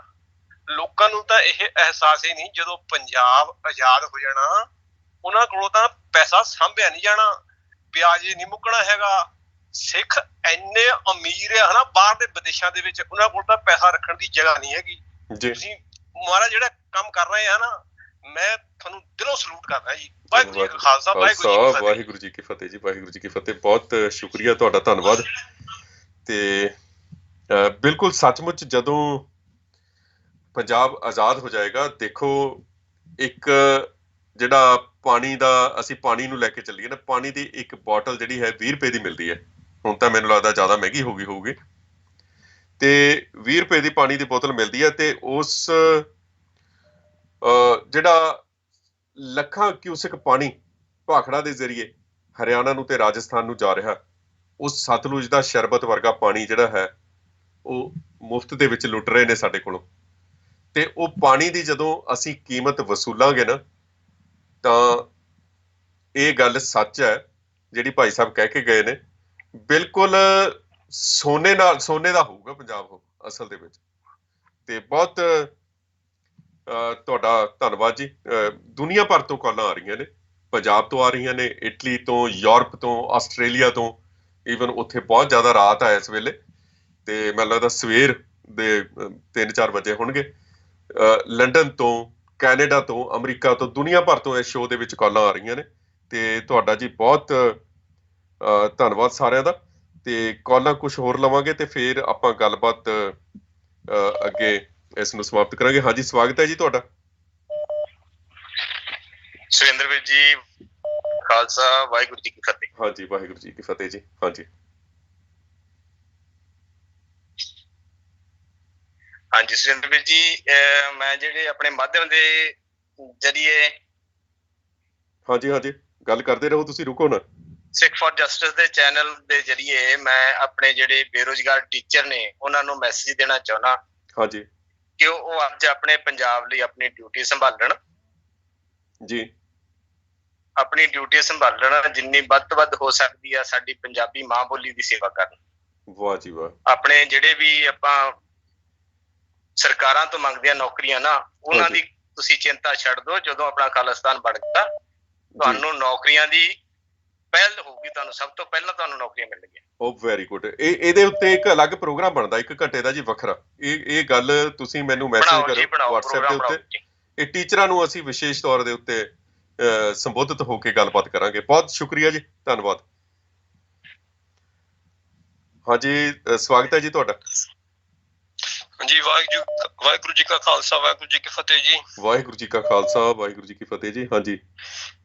ਹਾਂਜੀ ਸੁਰਿੰਦਰ ਸਿੰਘ ਜੀ, ਮੈਂ ਤਾਂ ਥੋੜੀ ਜਿਹੀ ਗੱਲ ਕਰਨੀ ਹੈ ਵੀ ਜਿਹੜਾ ਪੰਜਾਬ ਦੀਆਂ ਪੰਥਕ ਧਿਰਾਂ ਦੀ ਜਿਹੜੀ ਪੋਜੀਸ਼ਨ ਹੈ ਨਾ, ਉਹ ਮੇਰੀ ਸਮਝ ਅਨੁਸਾਰ ਉਹ ਸਾਰੀਆਂ ਚਾਹੁੰਦੀਆਂ ਤਾਂ ਹੈ ਨੇ ਸੰਘਰਸ਼, ਖਾਲਿਸਤਾਨ ਚਾਹੁੰਦੀਆਂ ਨੇ, ਪੰਜਾਬ ਦੀ ਆਜ਼ਾਦੀ ਚਾਹੁੰਦੀਆਂ ਨੇ। ਉਹਨਾਂ ਨੇ ਜਿਹੜੀ ਪੋਜੀਸ਼ਨ ਲਈ ਹੋਈ ਹੈ ਨਾ, ਉਹ ਸਿਰਫ ਉਹ ਕੀ ਅੰਗਰੇਜ਼ੀ ਚ ਬੋਲਦੇ ਨੇ, ਉਹ ਪਰਸਨੈਲਿਟੀ ਕਰੈਸ਼ ਦੇ ਕਰਕੇ ਲਈ ਹੋਈ ਹੈ। ਕਿਉਂ ਚਾਹੁੰਦੇ ਨੇ ਸਾਡੀ ਪੁੱਛਗਿੱਛ ਬਿਲਕੁਲ ਇਹੀ, ਅਸੀਂ ਉਹਨਾਂ ਤੇ ਕੋਈ ਇਲਜ਼ਾਮ ਨਹੀਂ ਲਾਉਂਦੇ। ਮੇਰੀ ਉਹਨਾਂ ਧਿਰਾਂ ਨੂੰ ਬੇਨਤੀ ਹੈ, ਜਾਂ ਕੁਛ ਧਿਰਾਂ ਹੁਣ ਕਹਿ ਰਹੀਆਂ ਨੇ ਵੀ ਪੰਥ ਸਿੱਖ ਫॉर ਜਸਟਿਸ ਵੱਲੋਂ ਨੁਕਸਾਨ ਕਰਾਇਆ, ਨੌਜਵਾਨਾਂ ਦੀਆਂ ਗ੍ਰਿਫਤਾਰੀਆਂ ਹੋ ਰਹੀਆਂ ਨੇ ਜਾਂ ਖੱਜਲ ਖੁਆਰੀਆਂ ਹੋ ਰਹੀਆਂ ਨੇ, ਬਿਲਕੁਲ ਇਹ ਹੋ ਰਹੀਆਂ ਨੇ। ਪਰ ਮੇਰਾ ਸਵਾਲ ਪੰਥ ਨੂੰ ਇਹ ਵੀ, ਹੁਣ ਅਸੀਂ ਇੰਨਾ ਨੁਕਸਾਨ ਕਰਾ ਕੇ, ਸ਼ਹੀਦੀਆਂ ਕਰਾ ਕੇ, ਹੁਣ ਜੇ ਅਸੀਂ ਇਹ ਸੋਚੀਏ ਵੀ ਸਾਡੇ ਝਰੀਟ ਵੀ ਨਾ ਵੱਜੇ ਤੇ ਸਾਡੀ ਐਜੂਟੇਸ਼ਨ ਚੱਲਦੀ ਰਹੇ ਵੀ ਸੱਚ ਪੁੱਛੋ ਏਦਾਂ ਨਹੀਂ ਚਾਹੁੰਦਾ। ਪਰ ਜਿੱਥੋਂ ਤੱਕ ਮੇਰੀ ਸਮਝ ਹੈ ਵੀ ਜਿਹੜਾ ਇਹ ਰਫੰਡਨ ਦਾ ਹਥਿਆਰ ਹੈ ਨਾ ਇਸ ਵਕਤ ਸਭ ਤੋਂ ਘੱਟ ਨੁਕਸਾਨ ਕਰਾ ਰਿਹਾ ਪੰਥ ਦਾ ਤੇ ਸਭ ਤੋਂ ਜ਼ਿਆਦਾ ਸਾਡੀ ਪਬਲਿਸਿਟੀ ਹੋ ਰਹੀ ਹੈ ਸਿੱਖ ਸੰਘਰਸ਼ ਦੀ ਅੰਤਰਰਾਸ਼ਟਰੀ ਲੈਵਲ ਤੇ ਸਾਡੀ ਗੱਲਬਾਤ ਹੋ ਰਹੀ ਹੈ। ਸੋ ਮੇਰਾ ਇਹਨਾਂ ਪੰਥਕ ਧਿਰਾਂ ਨੂੰ ਜਿਹੜੇ ਉਹਨਾਂ ਦੇ ਨੁਮਾਇੰਦੇ ਬਾਹਰ ਨੇ ਇੱਕੋ ਇੱਕ ਬੇਨਤੀ ਸਵਾਲ ਵੀ ਜੇ ਤੁਹਾਡੇ ਖਿਆਲ ਅਨੁਸਾਰ ਇਹ ਰਫੰਡਨ ਉਹ ਪ੍ਰਾਪਤੀ ਨਹੀਂ ਕਰੇਗਾ ਜਿਹੜੀ ਤੁਸੀਂ ਚਾਹੁੰਦੇ ਹੋ ਪਰ ਮੇਰਾ ਸਵਾਲ ਹੈ ਵੀ ਇਹ ਵੀ ਦੱਸਿਆ ਜਾਏ ਵੀ ਇਹ ਰਫੰਡਨ ਦਾ ਨੁਕਸਾਨ ਕੀ ਹੈ। ਹੁਣ ਤੁਸੀਂ ਵੇਖੋ ਦਾ ਨੁਕਸਾਨ ਤੇ ਬਿਲਕੁਲ ਨਹੀਂ ਜ਼ਰੂਰ ਨੁਕਸਾਨ ਹੈ ਪਰ ਜਿਹੜਾ ਇਹਦਾ ਫਾਇਦਾ ਜਿੰਨੀ ਉਹਦੀ ਸਪੋਰਟ ਕਰੋਗੇ ਓਨਾ ਹੋਏਗਾ। ਜਿਵੇਂ ਪੰਜਾਬੀ ਚ ਕਹਿੰਦੇ ਨੇ ਜਿੰਨਾ ਗੁੜ ਪਾਓਗੇ ਓਨਾ ਚਾਹ ਚ ਮਿੱਠਾ ਹੋਏਗਾ। ਜਿੰਨੀ ਤੁਸੀਂ ਸਪੋਰਟ ਕਰੋਗੇ ਓਨਾ ਇਹਦਾ ਫਾਇਦਾ ਹੋਏਗਾ। ਇਹੀ ਕਹਿਣਾ ਸੀ ਜੀ। ਮਿਹਰਬਾਨੀ। ਵਾਹਿਗੁਰੂ ਖਾਲਸਾ ਵਾਹਿਗੁਰੂ ਜੀ ਕੀ ਫਤਿਹ ਜੀ। ਬਿਲਕੁਲ ਇਹਨਾਂ ਦੀ ਗੱਲ ਜਿਹੜੀ ਹੈ ਉਹ ਸਹੀ ਹੈ ਕਿ ਰੈਫਰੈਂਡਮ 2020 ਦੀ ਲਹਿਰ ਨੇ ਸਭ ਤੋਂ ਘੱਟ ਨੁਕਸਾਨ ਕਰਾਇਆ ਹੁਣ ਤੱਕ ਤੇ ਜਿਹੜੀਆਂ ਦੂਜੀਆਂ ਲਹਿਰਾਂ ਨੇ ਉਹਨਾਂ ਦੇ ਵਿੱਚ ਬਹੁਤ ਵੱਡੀ ਗਿਣਤੀ ਜਿਹੜੇ ਨੌਜਵਾਨ ਸੀ ਉਹਨਾਂ ਦੀਆਂ ਗ੍ਰਿਫਤਾਰੀਆਂ ਹੋਈਆਂ ਨੇ। ਨੌਜਵਾਨਾਂ ਨੂੰ ਗ੍ਰਿਫਤਾਰ ਵੀ ਕੀਤਾ, ਝੂਠੇ ਪੁਲਿਸ ਮੁਕਾਬਲਿਆਂ ਦੇ ਵਿੱਚ ਸ਼ਹੀਦ ਵੀ ਕੀਤਾ। ਠੀਕ ਹੈ, ਉਹਨਾਂ ਦੀ ਸ਼ਹਾਦਤ ਨੂੰ ਅਸੀਂ ਸਲੂਟ ਕਰਦੇ ਹਾਂ, ਸਲਾਮ ਕਰਦੇ ਹਾਂ। ਉਹਨਾਂ ਨੇ ਸਾਡੀ ਆਜ਼ਾਦੀ ਦੇ ਲਈ ਆਪਣਾ ਖੂਨ ਡੋਲਿਆ ਤੇ ਕੁਛ ਗਦਾਰ ਲੀਡਰਾਂ ਦੀ ਬਦੌਲਤ ਜਿਹੜਾ ਉਹਨਾਂ ਦਾ ਖੂਨ ਹੈ ਉਹਦੀ ਰੰਗਤ ਨੂੰ ਫਿੱਕਾ ਪਾ ਦਿੱਤਾ ਗਿਆ। ਪਰ ਸਾਡੀ ਜਿਹੜੀ ਇਹ ਜਮਹੂਰੀਅਤ ਦੇ ਤਰੀਕੇ ਦੇ ਨਾਲ ਗੱਲ ਕਰਨ ਦੀ ਇੱਕ ਪਿਰਤ ਇੱਕ ਲਹਿਰ ਜਿਹੜੀ ਖੜੀ ਹੋ ਚੁੱਕੀ ਹੈ ਇਹਨੂੰ ਫੇਲ ਕਰਨ ਦੇ ਲਈ ਲੱਖਾਂ ਕੋਸ਼ਿਸ਼ਾਂ ਕੀਤੀਆਂ ਜਾ ਰਹੀਆਂ ਨੇ ਪਰ ਇਹ ਅਸਫਲ ਨਹੀਂ ਹੋਏਗੀ ਕਿਉਂਕਿ ਤੁਸੀਂ ਇੰਨੀ ਵੱਡੀ ਗਿਣਤੀ ਦੇ ਵਿੱਚ ਸਾਰੇ ਜੁੜੇ ਹੋਏ ਹੋ। ਤੇ ਕੁਝ ਕਾਲਾਂ ਅਸੀਂ ਲਵਾਂਗੇ। ਮੈਂ ਬੇਨਤੀ ਕਰਦਾ ਕਿ ਤੁਸੀਂ ਜੁੜੇ ਰਹੋ ਸਾਡੇ ਨਾਲ ਤੇ ਹਾਂਜੀ ਬਹੁਤ ਕਾਲਾਂ ਬਹੁਤ ਆ ਰਹੀਆਂ ਨੇ ਤੇ ਮੈਂ ਬੇਨਤੀ ਕਰਦਾ ਕਿ ਤੁਸੀਂ ਜੁੜੇ ਰਹੋ। ਤੁਹਾਡੇ ਨਾਲ ਗੱਲ ਕਰਕੇ ਮੈਂ ਫੇਰ ਇਹ ਪ੍ਰੋਗਰਾਮ ਅੱਜ ਦਾ ਸਮਾਪਤ ਕਰਾਂਗਾ। ਹਾਂਜੀ ਸਵਾਗਤ ਹੈ ਜੀ ਤੁਹਾਡਾ। ਵਾਹਿਗੁਰੂ ਜੀ ਖਾਲਸਾ ਵਾਹਿਗੁਰੂ ਜੀ ਕੀ ਫਤਿਹ ਜੀ। ਹਾਂਜੀ ਵੀਰ ਜੀ ਤੁਹਾਡਾ ਪ੍ਰੋਗਰਾਮ ਦੇਖ ਰਹੇ ਸੀ। ਬਹੁਤ ਵਧੀਆ ਪ੍ਰੋਗਰਾਮ ਹੈ। ਅਸੀਂ ਇਟਲੀ ਤੋਂ ਬੋਲਦੇ ਹਾਂ ਜੀ। ਹਰਦੀਪ ਸਿੰਘ। ਵਾਹ ਜੀ ਵਾਹ। ਸਵਾਗਤ ਹੈ। ਨਾਮ ਭਾਵੇਂ ਨਾ ਲਿਆ ਕਰੋ ਤੁਸੀਂ, ਨਾਮ ਭਾਵੇਂ ਨਾ ਹੀ ਬੋਲਿਆ ਕਰੋ। ਠੀਕ ਹੈ। ਹਾਂਜੀ ਤੇ ਮੈਂ ਸਿਰਫ ਇਸ ਪ੍ਰੋਗਰਾਮ ਦੇ ਵਿੱਚ ਇਹੀ ਐਡ ਕਰਨਾ ਚਾਹੁੰਦਾ ਕਿ ਜਿਵੇਂ ਖਾਲਿਸਤਾਨ ਦੇ ਨਾਲ ਬਹੁਤ ਸਾਰੇ ਪੰਜਾਬ ਦੇ ਵਿੱਚ ਹੁਣ ਜਿਹੜੇ ਨੌਜਵਾਨ ਜੁੜੇ ਹੋਏ ਨੇ ਤੇ ਜਿਹੜੇ ਸਰਗਰਮ ਨੇ ਤੇ ਕੁਛ ਜਿਹੜੇ ਸਰਕਾਰਾਂ ਵੱਲੋਂ ਜਿਹੜੇ ਐਡ ਕੀਤੇ ਬੰਦੇ ਵਿੱਚ ਖਾਲਿਸਤਾਨ ਦੇ ਨਾਂ ਦੇ ਉੱਤੇ ਜਿਹੜੇ ਵਿੱਚ ਵਾੜੇ ਹੋਏ ਨੇ ਸਰਕਾਰੀ ਏਜੰਸੀਆਂ ਦੇ ਬੰਦੇ ਹੋਏ ਤੇ ਵੀ ਸਾਡੇ ਪੰਜਾਬੀ ਨੌਜਵਾਨਾਂ ਨੂੰ ਇਹ ਚਾਹੀਦਾ ਵੀ ਉਹਨਾਂ ਦੀਆਂ ਗੱਲਾਂ ਦੇ ਵਿੱਚ ਨਾ ਆ ਕੇ ਐਵੇਂ ਨੁਕਸਾਨ ਨਾ ਕਰਾ ਲੈਣ ਵੀ ਉਹਨਾਂ ਤੋਂ ਵੀ ਸਾਨੂੰ ਖਬਰਦਾਰ ਰਹਿਣ ਦੀ ਲੋੜ ਹੈ। ਹਾਂਜੀ ਤੇ ਇਸ ਕਰਕੇ ਸਾਨੂੰ ਵੇਖਣਾ ਚਾਹੀਦਾ ਕਿਹੜਾ ਆਪਣਾ ਕਿਹੜਾ ਬਗਾਨਾ ਜੀ। ਬਹੁਤ ਸ਼ੁਕਰੀਆ ਜੀ ਤੁਹਾਡਾ। ਤੇ ਹਾਂਜੀ ਸਵਾਗਤ ਹੈ ਜੀ ਤੁਹਾਡਾ। ਵਾਹਿਗੁਰੂ ਜੀ ਕਾ ਖਾਲਸਾ ਵਾਹਿਗੁਰੂ ਜੀ ਕੀ ਫਤਿਹ। ਵਾਹਿਗੁਰੂ ਜੀ ਕਾ ਖਾਲਸਾ ਵਾਹਿਗੁਰੂ ਜੀ ਕੀ ਫਤਿਹ। ਵੀਰ ਜੀ ਹਾਂਜੀ ਹਾਂਜੀ ਤੁਹਾਡਾ ਪ੍ਰੋਗਰਾਮ ਸੁਣ ਕੇ ਨਾ ਜੀ ਬੜੀ ਜੋਸ਼ ਆ ਜਾਂਦਾ ਆ। ਬੜਾ ਮਨ ਨੂੰ ਖੁਸ਼ੀ ਹੋ ਜਾਂਦੀ ਆ। ਜਿਹੜਾ ਮਨ ਦੁਖੀ ਜਿਹਾ ਹੋ ਜਾਂਦਾ ਨਾ ਖੁਸ਼ੀ ਹੋ ਜਾਂਦੀ ਨਹੀਂ ਫਿਰ ਸਾਨੂੰ ਲੱਗਦਾ ਨਹੀਂ ਸਾਡਾ ਰਾਜ ਜ਼ਰੂਰ ਆਊਗਾ। ਭਾਈ ਵੇਲੇ ਤਾਂ ਜਦੋਂ ਆਪਣੇ ਬੰਦਿਆਂ ਨੂੰ ਦੇਖਦੇ ਆ ਆਪਣੇ ਹੀ ਸਿੱਖ ਭਰਾਵਾਂ ਨੂੰ ਦੇਖਦੇ ਆ ਜਾਂ ਲੱਤਾਂ ਖਿੱਚਦੇ ਨਾ ਫਿਰ ਦੁੱਖ ਜਿਹਾ ਬਹੁਤ ਲੱਗਦਾ ਕਿ ਆਪਾਂ ਕੀ ਕਰ ਰਹੇ ਆ, ਕਿੱਧਰ ਨੂੰ ਜਾ ਰਹੇ ਆ, ਕੀ ਹੋਊਗਾ ਸਾਡੀ ਕੌਮ ਦਾ, ਸਿੱਖ ਕੌਮ ਕਿੱਧਰ ਨੂੰ ਜਾਊਗੀ। ਫਿਰ ਅਕਾਲ ਪੁਰਖ ਅੱਗੇ ਗੁਰੂ ਗੋਬਿੰਦ ਸਿੰਘ ਅੱਗੇ ਬੇਨਤੀ ਅਰਦਾਸ ਕਰੀ ਦੀ ਆ। ਫਿਰ ਵਾਹਿਗੁਰੂ ਜੀ ਕਿਰਪਾ ਕਰਦੇ ਆ, ਦਿਲਾਸਾ ਦਿੰਦੇ ਆ। ਵਾਹਿਗੁਰੂ ਕਿਰਪਾ ਕਰਨਗੇ ਜ਼ਰੂਰ ਖਾਲਸਾ ਰਾਜ ਆਊਗਾ, ਜ਼ਰੂਰ ਆਊਗਾ। ਵਾਹਿਗੁਰੂ ਜੀ ਕਾ ਖਾਲਸਾ ਵਾਹਿਗੁਰੂ ਜੀ ਕੀ ਫਤਿਹ। ਤੁਹਾਡੇ ਜਜ਼ਬਾਤਾਂ ਦੀ ਮੈਂ ਕਦਰ ਕਰਦਾ ਜੀ। ਬਹੁਤ ਤੁਸੀਂ ਦਿਲੋਂ ਭਿੱਜ ਕੇ ਤੁਸੀਂ ਗੱਲ ਕੀਤੀ ਹੈ, ਥੋੜੇ ਸ਼ਬਦਾਂ 'ਚ ਗੱਲ ਕੀਤੀ ਹੈ ਪਰ ਤੁਹਾਡੇ ਗੱਲ ਕਰਨ ਦੇ ਤਰੀਕੇ ਤੋਂ ਪਤਾ ਲੱਗਦਾ ਕਿ ਕਿੰਨੇ ਜਜ਼ਬਾਤੀ ਹੋ ਤੁਸੀਂ। ਬਹੁਤ ਸ਼ੁਕਰੀਆ ਤੁਹਾਡਾ। ਹਾਂਜੀ ਨੈਕਸਟ ਕਾਲਰ ਭਾਜੀ 107 ਲਾਸਟ ਨੰਬਰ। ਸਵਾਗਤ ਹੈ ਜੀ। ਹੈਲੋ ਹਾਂਜੀ ਵੀਰ ਜੀ ਸਤਿ ਸ੍ਰੀ ਅਕਾਲ। ਵਾਹਿਗੁਰੂ ਖਾਲਸਾ ਵਾਹਿਗੁਰੂ ਜੀ ਕੀ ਫਤਿਹ ਜੀ। ਵਾਹਿਗੁਰੂ ਜੀ ਕੀ ਫਤਿਹ ਜੀ। ਹਾਂਜੀ ਕੀ ਕਹਿਣਾ ਚਾਹੋਗੇ ਜੀ? ਬਸ ਕਹਿਣਾ ਤਾਂ ਜੀ ਬਹੁਤ ਕੁਝ ਚਾਹੁੰਦੇ ਆ ਪਰ ਸਮਾਂ ਬਹੁਤ ਥੋੜਾ ਹੁੰਦਾ ਲਾਈਵ ਸ਼ੋਅ ਦੇ ਵਿੱਚ। ਹਾਂਜੀ ਹਾਂਜੀ ਤੇ ਕਹਿਣ ਨੂੰ ਤਾਂ ਜਿੰਨੀਆਂ ਪਹਿਲਾਂ ਦੋ ਤਿੰਨ ਗੱਲਾਂ ਸੁਣੀਆਂ ਤੇ ਉਹਦੇ ਚ ਵੀਰ ਜੀ ਉਹਨਾਂ ਨੇ ਗੱਲ ਕੀਤੀ ਸੀ ਕਿ ਅਸੀਂ ਆਪਣੇ ਇਤਿਹਾਸ ਨਾਲ ਟੁੱਟ ਰਹੇ ਆ ਵੀ ਸਾਨੂੰ ਚੰਗੀਆਂ ਕਿਤਾਬਾਂ, ਸਾਡਾ ਲਿਟਰੇਚਰ, ਸਾਡਾ ਇਤਿਹਾਸ ਪੜ੍ਹਨਾ ਚਾਹੀਦਾ। ਸੁਖਬੀਰ ਸਿੰਘ ਉਤੋਕੇ ਦਾ ਨਾਮ ਲਿਆ ਉਹਨਾਂ ਨੇ ਤੇ ਸਾਚੀ ਸਾਖੀ ਆਪਣੇ ਸਰਦਾਰ ਕਪੂਰ ਸਿੰਘ ਜੀ ਦੀ ਗੱਲ ਕੀਤੀ ਹੈ ਜਾਂ ਆਪਣੇ ਪੁਰਾਣੇ ਇਤਿਹਾਸਕਾਰ ਜਿਹੜੇ ਹੈਗੇ ਆ ਉਹਨਾਂ ਦੀ ਗੱਲ ਕੀਤੀ। ਹਾਂਜੀ, ਉਹਨਾਂ ਦੀ ਗੱਲ ਕੀਤੀ ਆ। ਕਈ ਲੋਕਾਂ ਦੇ ਗੱਲ ਸਵਾਲ ਹੁੰਦੇ ਆ ਵੀ ਪੜ੍ਹ ਕੇ ਕੀ ਹੋਊਗਾ। ਉਹਦੇ ਨਾਲ ਪੜ੍ਹ ਕੇ ਸਾਨੂੰ ਸਾਡੇ ਇਤਿਹਾਸ ਦਾ ਪਤਾ ਲੱਗਦਾ ਵੀ ਸਾਡੇ ਤੇ ਅੱਜ ਭੀੜੀ ਭਰਿਆ ਸਮਾਂ ਚੱਲਦਾ ਵਾ ਤੇ ਉਹਦੇ ਚੋਂ ਅਸੀਂ ਕਿੱਦਾਂ ਨਿਕਲਣਾ। ਉਹਦੇ ਚੋਂ ਸਾਨੂੰ ਇਹ ਪਤਾ ਲੱਗਦਾ ਵੀ ਉਹ ਸਾਡੇ ਇਹ ਸਮਾਂ ਸਾਡੇ ਬਜ਼ੁਰਗਾਂ ਤੇ ਸਾਡੇ ਪੁਰਾਤਨ ਸਿੰਘਾਂ ਤੇ ਵੀ ਆਇਆ, ਜ਼ਰੂਰ ਆਇਆ ਹੋਊਗਾ, ਕਿਉਂਕਿ ਜਿਹੜਾ ਸਾਡਾ ਇਤਿਹਾਸ ਬਹੁਤ ਵਿਲੱਖਣ ਆ ਉਹ ਕਿੱਦਾਂ ਨਿਕਲਿਆ। ਤੇ ਉਹ ਸਾਨੂੰ ਇਤਿਹਾਸ ਜੇ ਅਸੀਂ ਪੜਾਂਗੇ ਸਾਨੂੰ ਪਤਾ ਲੱਗੂਗਾ ਉਹ ਕਿੱਦਾਂ ਬਾਣੀ ਦੇ ਲੜ ਲੱਗ ਕੇ ਕਿੱਦਾਂ ਉਹਨਾਂ ਨੇ ਆਪਣਾ ਜ਼ੋਰ ਨਾਲ, ਆਪਣੇ ਬਲ ਨਾਲ, ਆਪਣੇ ਹਰ ਇੱਕ ਤਰੀਕੇ ਵਰਤ ਕੇ ਉਹ ਕਿਵੇਂ ਨਿਕਲੇ ਨੇ। ਸਾਨੂੰ ਇਤਿਹਾਸ ਨਾਲ ਜੁੜਨਾ ਚਾਹੀਦਾ। ਬਾਕੀ ਉਸ ਤੋਂ ਪਹਿਲਾਂ ਵੀ ਇੱਕ ਕਾਲ ਆਈ ਸੀ, ਉਹ ਕਹਿੰਦੇ ਸੀ ਜੀ ਪ੍ਰਾਈਵੇਟ ਨਿੱਜੀਕਰਨ ਹੋ ਗਿਆ, ਏਅਰਪੋਰਟ ਦੇਤੇ ਆ ਤੇ ਹੋਰ ਬਹੁਤ ਕੁਛ। ਚਲੋ ਠੀਕ ਆ, ਜਾਣਕਾਰੀ ਰੱਖਦੇ ਆ ਵੀ ਨੌਕਰੀਆਂ ਪ੍ਰਾਈਵੇਟ ਹੋ ਗਈਆਂ। ਅਸੀਂ ਨੌਕਰੀਆਂ ਲੈਣ ਤੱਕ ਹੀ ਸਾਡੀ ਸੋਚ ਸੀਮਤ ਹੋ ਗਈ ਆ। ਸਾਡਾ ਗੁਰੂ ਗ੍ਰੰਥ ਸਾਹਿਬ ਸਾਡਾ ਧੁਰਾ ਗਲੀਆਂ ਨਾਲੀਆਂ 'ਚ ਰੋਲਤਾ। ਸਾਡੇ ਉਸ ਸੰਬੰਧ ਦੇ ਵਿੱਚ ਸਾਡੀਆਂ ਕਾਲਾਂ ਬਹੁਤ ਘੱਟ ਆਉਂਦੀਆਂ ਹਨਾ।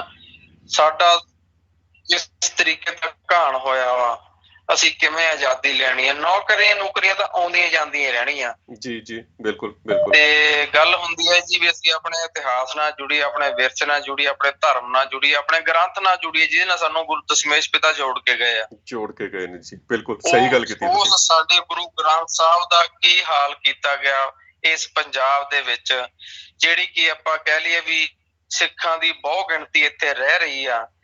ਪੰਜਾਬ ਪੂਰੇ ਮੁਲਕ, ਜਿੰਨੀ ਦੁਨੀਆ ਦੇ ਵਿੱਚ ਜਿੰਨੇ ਮੁਲਕ ਆ, ਤਕਰੀਬਨ ਹਰ ਇੱਕ ਮੁਲਕ ਦੇ ਵਿੱਚ ਗੁਰਦੁਆਰਾ ਸਾਹਿਬ ਸਾਡਾ ਸਿੱਖ ਕੌਮ ਆ ਜਿਹੜੀ ਹਰ ਮੁਲਕ ਦੇ ਕੋਨੇ-ਕੋਨੇ ਵਿੱਚ ਬੈਠੀ ਆ। ਕਿਸੇ ਮੁਲਕ ਦੇ ਵਿੱਚ ਇਸ ਤਰੀਕੇ ਨਾਲ ਬੇਅਦਬੀ ਨਹੀਂ ਕੀਤੀ ਗਈ ਜਿਵੇਂ ਸਾਡੇ ਪੰਜਾਬ ਦੇ ਵਿੱਚ, ਸਾਡੇ ਇਸ ਭਾਰਤ ਦੇ ਵਿੱਚ ਸਾਡੇ ਨਾਲ ਹੋਇਆ। ਉੱਥੋਂ ਸਾਨੂੰ ਸਮਝ ਲੈਣਾ ਚਾਹੀਦਾ ਸਾਡੇ ਵਿਰੋਧੀ ਕੌਣ ਆ। ਜੇ ਸਾਨੂੰ ਇੱਥੋਂ ਨਹੀਂ ਪਤਾ ਲੱਗਿਆ ਫਿਰ ਤਾਂ ਉਹ ਇੱਕ ਕਬੂਤਰ ਵਾਲੀ ਆਪਾਂ ਕਹਾਵਤ ਸੁਣਾਵਾਂਗੇ ਵੀ। ਹਾਂਜੀ ਹਾਂਜੀ, ਬਿਲਕੁਲ ਬਿਲਕੁਲ। ਬਹੁਤ ਸ਼ੁਕਰੀਆ ਤੁਹਾਡਾ ਗੱਲਬਾਤ ਕਰਨ ਦੇ ਲਈ, ਕਿਉਂਕਿ ਜਿਹੜੇ ਮੁਲਕ ਦੇ ਵਿੱਚ ਜਿਸ ਤਰੀਕੇ ਨਾਲ ਜਿਹੜੀ ਹੈ ਸਾਹਿਬ ਸ਼੍ਰੀ ਗੁਰੂ ਗ੍ਰੰਥ ਸਾਹਿਬ ਜੀ ਦੀ ਬੇਅਦਬੀ ਕੀਤੀ ਗਈ, ਦੁਨੀਆ ਦੇ ਵਿੱਚ ਕਿਤੇ ਨਹੀਂ ਇਸ ਤਰੀਕੇ ਨਾਲ ਹੋਈ।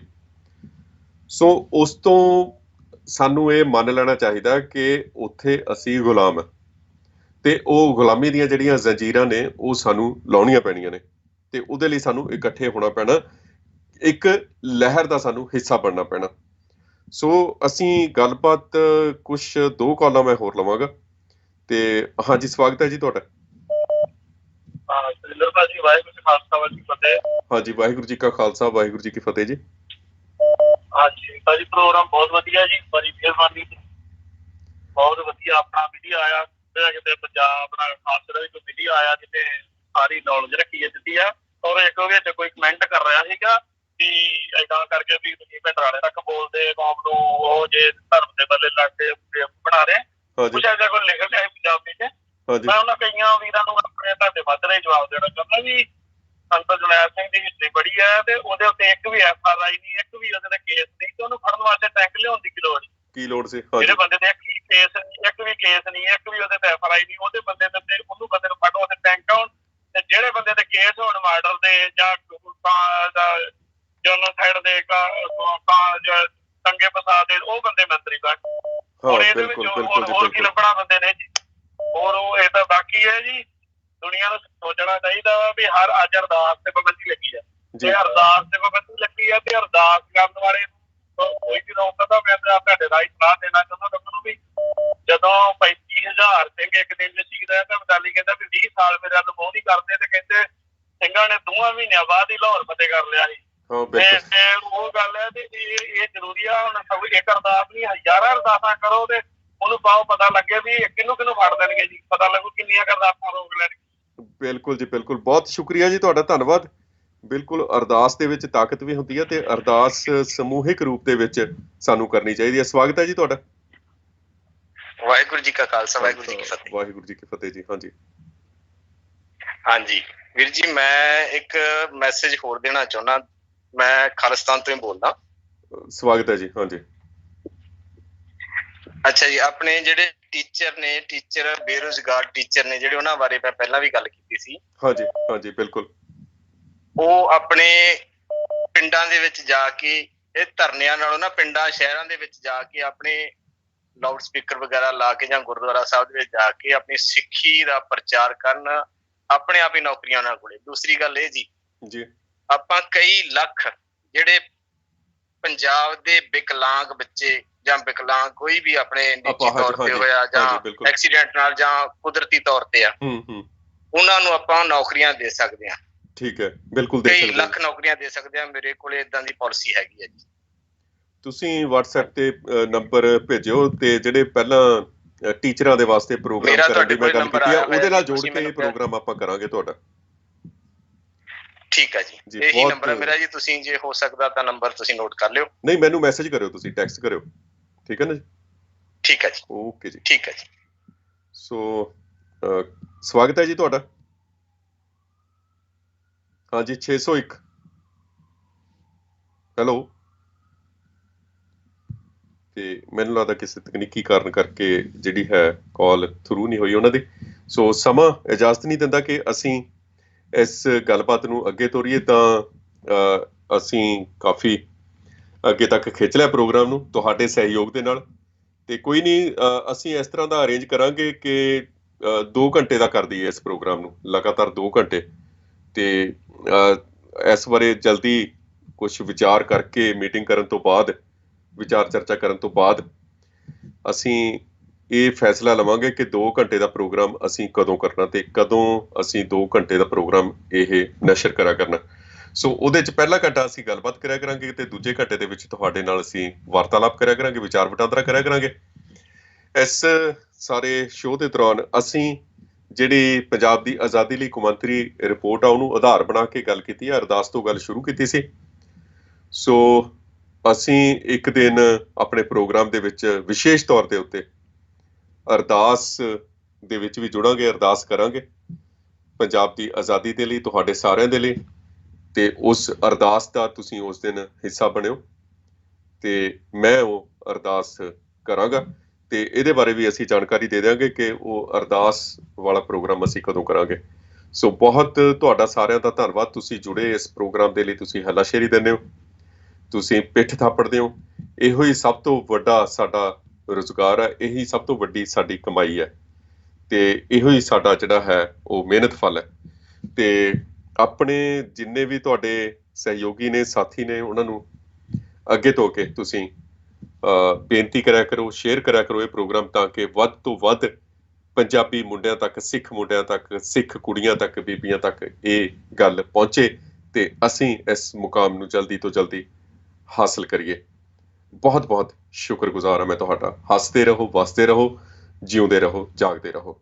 ਬਹੁਤ ਬਹੁਤ ਧੰਨਵਾਦ, ਸ਼ੁਕਰੀਆ, ਸਤਿ ਸ੍ਰੀ ਅਕਾਲ। ਵਾਹਿਗੁਰੂ ਜੀ ਕਾ ਖਾਲਸਾ, ਵਾਹਿਗੁਰੂ ਜੀ ਕੀ ਫਤਿਹ।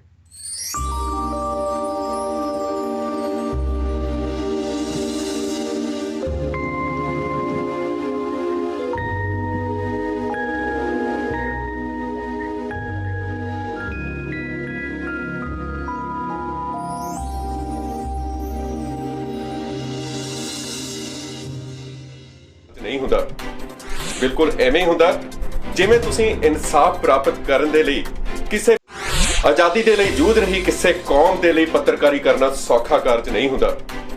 ਬਿਲਕੁਲ ਐਵੇਂ ਹੀ ਹੁੰਦਾ ਜਿਵੇਂ ਤੁਸੀਂ ਇਨਸਾਫ ਪ੍ਰਾਪਤ ਕਰਨ ਦੇ ਲਈ ਕਿਸੇ ਭੀੜ ਦਾ ਹਿੱਸਾ ਹੋ ਤੇ ਗੋਲੀਆਂ ਦੀ ਵਾਛੜ ਤੁਹਾਡੇ ਉੱਤੇ ਹੋਣ ਵਾਲੀ ਹੈ।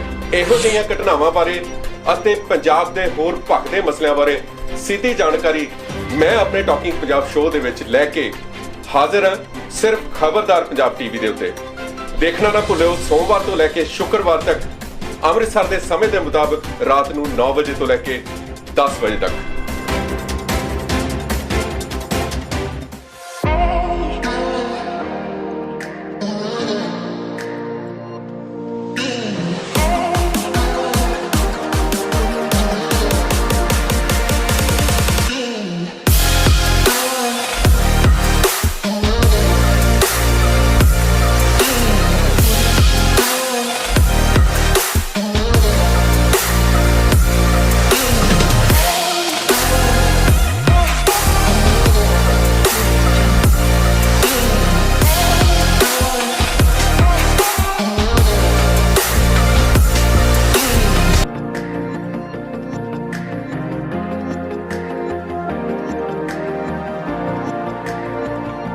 ਜੀ ਕੀ ਫਤਿਹ।